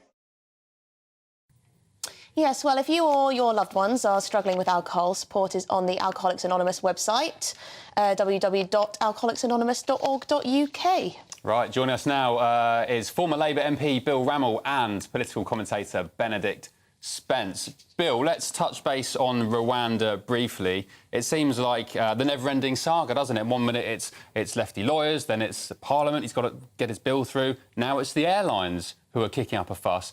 Is this indicative that the bill itself is doomed? I mean, are airlines right, for example, to be protesting against taking asylum seekers? Well, they're apparently worried about reputational damage, and frankly, who can blame them? I mean, you know, the bill, the system is chaos. Will it get through? It might. But even if it does, it's going to bring back a handful of illegal migrants to Rwanda. And I think the underlying issue for me is the government's track record on illegal and legal migration is so lamentable. Why are they constantly drawing attention to it? Benedict? I mean, it's a nonsense scheme. It always has been, was from the very start. It was just an excuse to sort of kick the issue down the road by a former Home Secretary, not even the previous Home Secretary, the one before that, who dreamt it up. And it is the sign, I'm afraid, of a very unserious country, one that decides to outsource an aspect of its own national security to a third party, another country, and then says to itself, well, actually, no, we can't do that because that country also sort of has its own sovereignty, has its own laws. Australia did it, and they did it quite well. Australia did it, but Australia has a different legal system. It's signed up to various conventions, but it is also prepared to break various conventions, and we're not, ultimately. You know, other countries in Europe are. France, Italy have done this multiple times. They don't care. The Greeks do it very regularly, but we don't, because we like to stick to the agreements that we sign up to, even if they are out of date. But ultimately, what this boils down to is it is a policy of a couple of hundred people who may or may not be sent there, and we'd have to take the same number of people in return. The odds, therefore, of you being sent to Rwanda, even if this does go through, are minuscule, not enough to put you off coming. A serious country would have actually set up a processing system, either on British soil or in overseas territory, and would have just got on with the very difficult issue of deporting people. The previous Labour government deported 10 times as many people per year as this one does. It is a nonsense to say that it cannot be done. It is also, frankly, a nonsense to say that you need to have agreements with every single country in order to do it. They are not going to prevent their own citizens from being returned to their country, be it Albania, be it India. It doesn't work that way. They don't shoot the planes out of the air. And ultimately, it is also silly that we're talking about outsourcing this to commercial airlines, because, of course, they're under no obligation to do this. We should have a small, dedicated fleet of planes that does this. It doesn't cost that much money in the grand scheme of things. The fact that we haven't prepared for this shows we do not take this issue seriously. Well, it's worth saying that the government does say that it has robust plans in place, and that means that they will be able to find planes. Even if, you know, Ryanair and EasyJet don't fancy it, although I don't think it was going to be commercial airlines in any case. But shall we move on? Because this is a big story, I think, and this all relates to Winston Churchill's barge. Boris Johnson and other campaigners say it must be free from overseas sales, so potentially there could be a foreign buyer because no one in Britain wants to cough up the cash for this barge. Now, money out. The PM, the Prime Minister, this is what Christopher Hope told us, the Prime Minister could step in to stop Churchill's barge from being bought by an overseas buyer.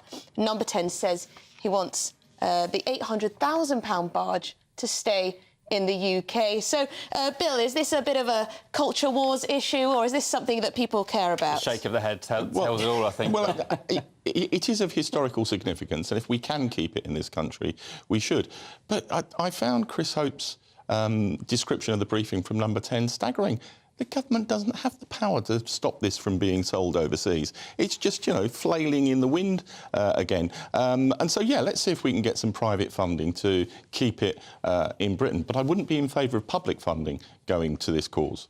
Would you buy the barge if you had a spare £800,000? Well, I can go and live on it. I could do. It's better than the average flat in London. I think what we should do is we should sell it, and then in a couple of hundred years we should demand it back for free. That's what the Greeks did with the Elgin marbles. That's what the Nigerians did with the Benin bronzes, and they're pulling the wool over everybody's eyes because now, you know, Germany, the United States are going, oh yes, of course, you must have this back for free.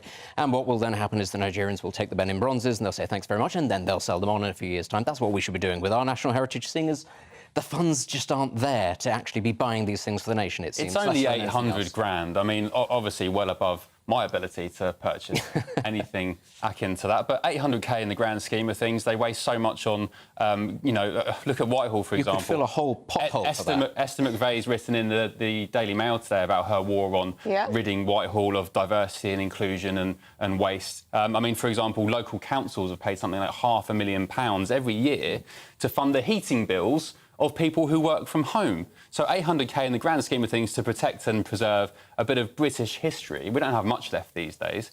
Everything's so, whitewashed. Did you know it existed before this story came across, though?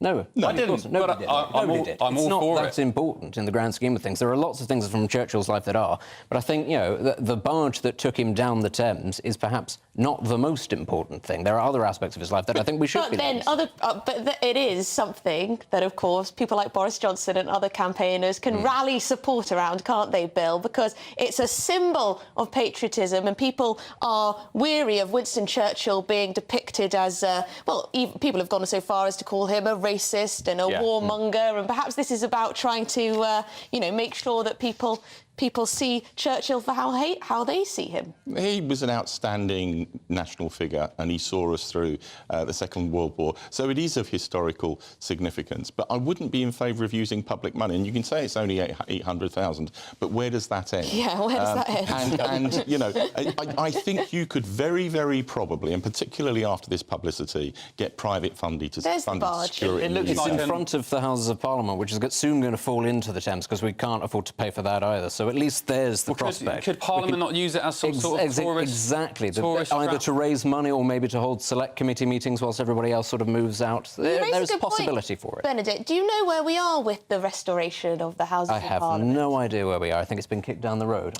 I think it's... I think it has, and I think... We did Big Ben. Yes. But there's still a debate about whether MPs move out or not. Yeah, we did Big Ben so that we'd know what time it fell in. I think that's kind of the point, is that at least we would be able to say, yes, at time of death was this time. But I tell you this about Big Ben. When I was an MP and you've got an all-night session and you're trying to sleep in your office, Big Ben going over... Not with the Baileys, I hope. Big Ben going over every 15 minutes was a nightmare. Well, Bill Rammell wants to silence Big Ben. There we go. There's the exclusive, and also the Houses of Parliament is about to fall into the River Thames. Hopefully, both of those things aren't true. But there you go. Shall we move on? Yes, we talk about beige food, especially at Christmas. Nothing beige in this room, but Sainsbury's. Sainsbury's. So the chief executive says it's focusing on innovation with quirky treats in its Christmas campaign, and it's going to be ridding its menus of beige party food. Think potato waffles, spring rolls, that kind of thing. Are they barking up the wrong tree? Aren't the beige food on our plates, aren't they the most exciting and tasty? This has been framed as, elitism and snobbery, and Sainsbury's is going snooty, Bill. Well, I think it's a really astute piece of marketing by Sainsbury's. I read the article, and it's filled with laudatory statistics about how well Sainsbury's is doing in its product range, how it's lowering prices, and it's just used this as a hook to get publicity.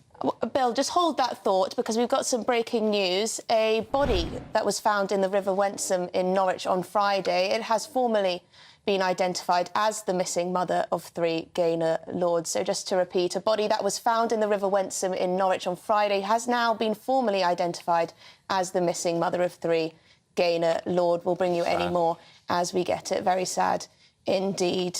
It feels rather odd to go back to Sainsbury's. That was the most, clearly now the body has been identified. We were told about it last week on Friday. I believe that they had recovered this body from the river in Norwich, and now it has been formally identified. Such awful news just before Christmas as well. It couldn't have come at the worst possible time. But if it's any solace, at least the family, I guess, have some closure, and it wasn't dragged out like the Nicola Bulley case was. Yes, so that's the breaking news for you. But we will move away from that, back to our Sainsbury's stories, because I want to get Benedict's thoughts on whether beige food should be out or whether this is some kind of elitism from Sainsbury's. I think beige is nature's way of saying to you in the depths of winter that this is good for you, this will give you energy and you should be attracted attracted to this particular type of food.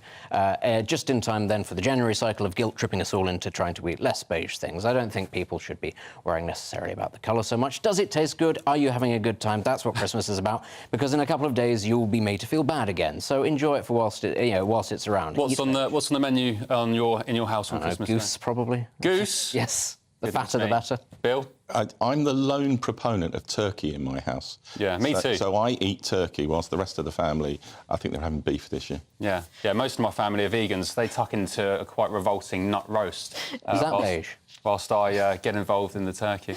Now, I want to ask you both before, we don't have much time left, but I'm sure you will have seen the controversy around Miss France, is it? Yes. The Miss France. Now, she had a pixie-style haircut, and apparently this is controversial in France and too androgynous. What do you say to that, Bill? I'm in danger of being attacked for being woke, because I'm really not a fan of women's pageants. I think they're degrading, they're sexist, and there's a whole body of evidence that it has a bad impact on women. So, really not a fan. But, Bill, you're not allowed to say that because you are not a woman. Benedict, are you a fan of the pageant? Well, Italian television wouldn't have anybody on it, and neither would half the parliament if they didn't have women's pageants. They're based on beauty. So these are very, culturally important things. I think you're being very insensitive. I mean, I don't know about France so much, but I think finding a woman with a pixie cut controversial in France, really? I kind of assumed everybody went through a phase of having a pixie cut and looking a little bit boyish, tomboyish. I thought that was a normal thing. Yes, so apparently this is controversial because she's too androgynous, and this is making a statement, whereas the other contestants all had long, luscious locks. But I think a pixie cut is actually quite feminine. Yeah, and also, my thoughts were, when I saw this headline before I'd read it, were that, maybe it was a transgender contestant, and that was why there was some controversy. But no, it's just the style of her haircut. Well, she admittedly, she's not my type. My wife has long brown hair, but she is beautiful nonetheless. I mean, she's definitely not androgynous, doesn't look male at all in terms of Well, crucially, she won the pageant, and neither of us have ever won a beauty pageant, have we? No. No, not yet. as far as not I know, yet, anyway. Bill, Benedict, I'm sure they have. Thank you very much for your time. That's all we've got time for. Bill Rammell, former Labour MP, and, of course, the political commentator Benedict Spence. Up next, it is Martin Daubney. We'll see you back tomorrow, Ben and I, on the sofa at 12.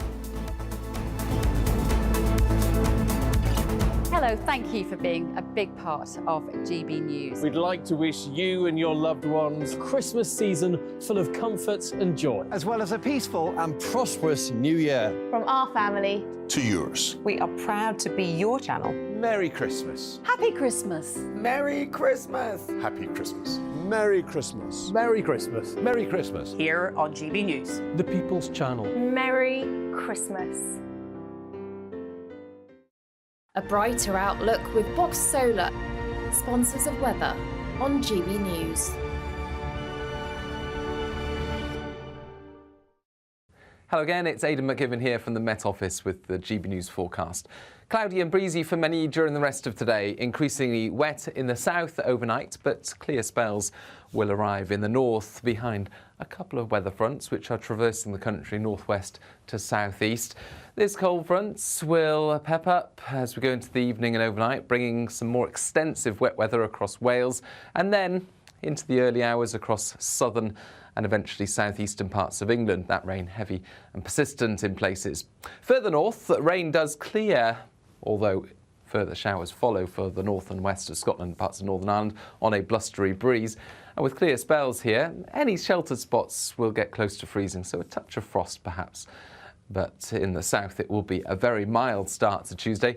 However, it will also be a wet start. The rain does clear eventually, so that after lunch, I think most places in the south will be turning drier and brighter. Some decent sunny spells for England and Wales, but staying blustery for Scotland and Northern Ireland with strong winds and frequent showers. Those showers in the cold air falling as snow and hail over the hills.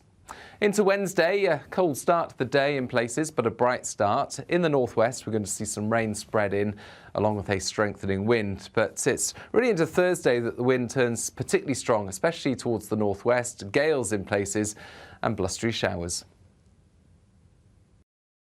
Looks like things are heating up. Boxed boilers, sponsors of weather on GB News.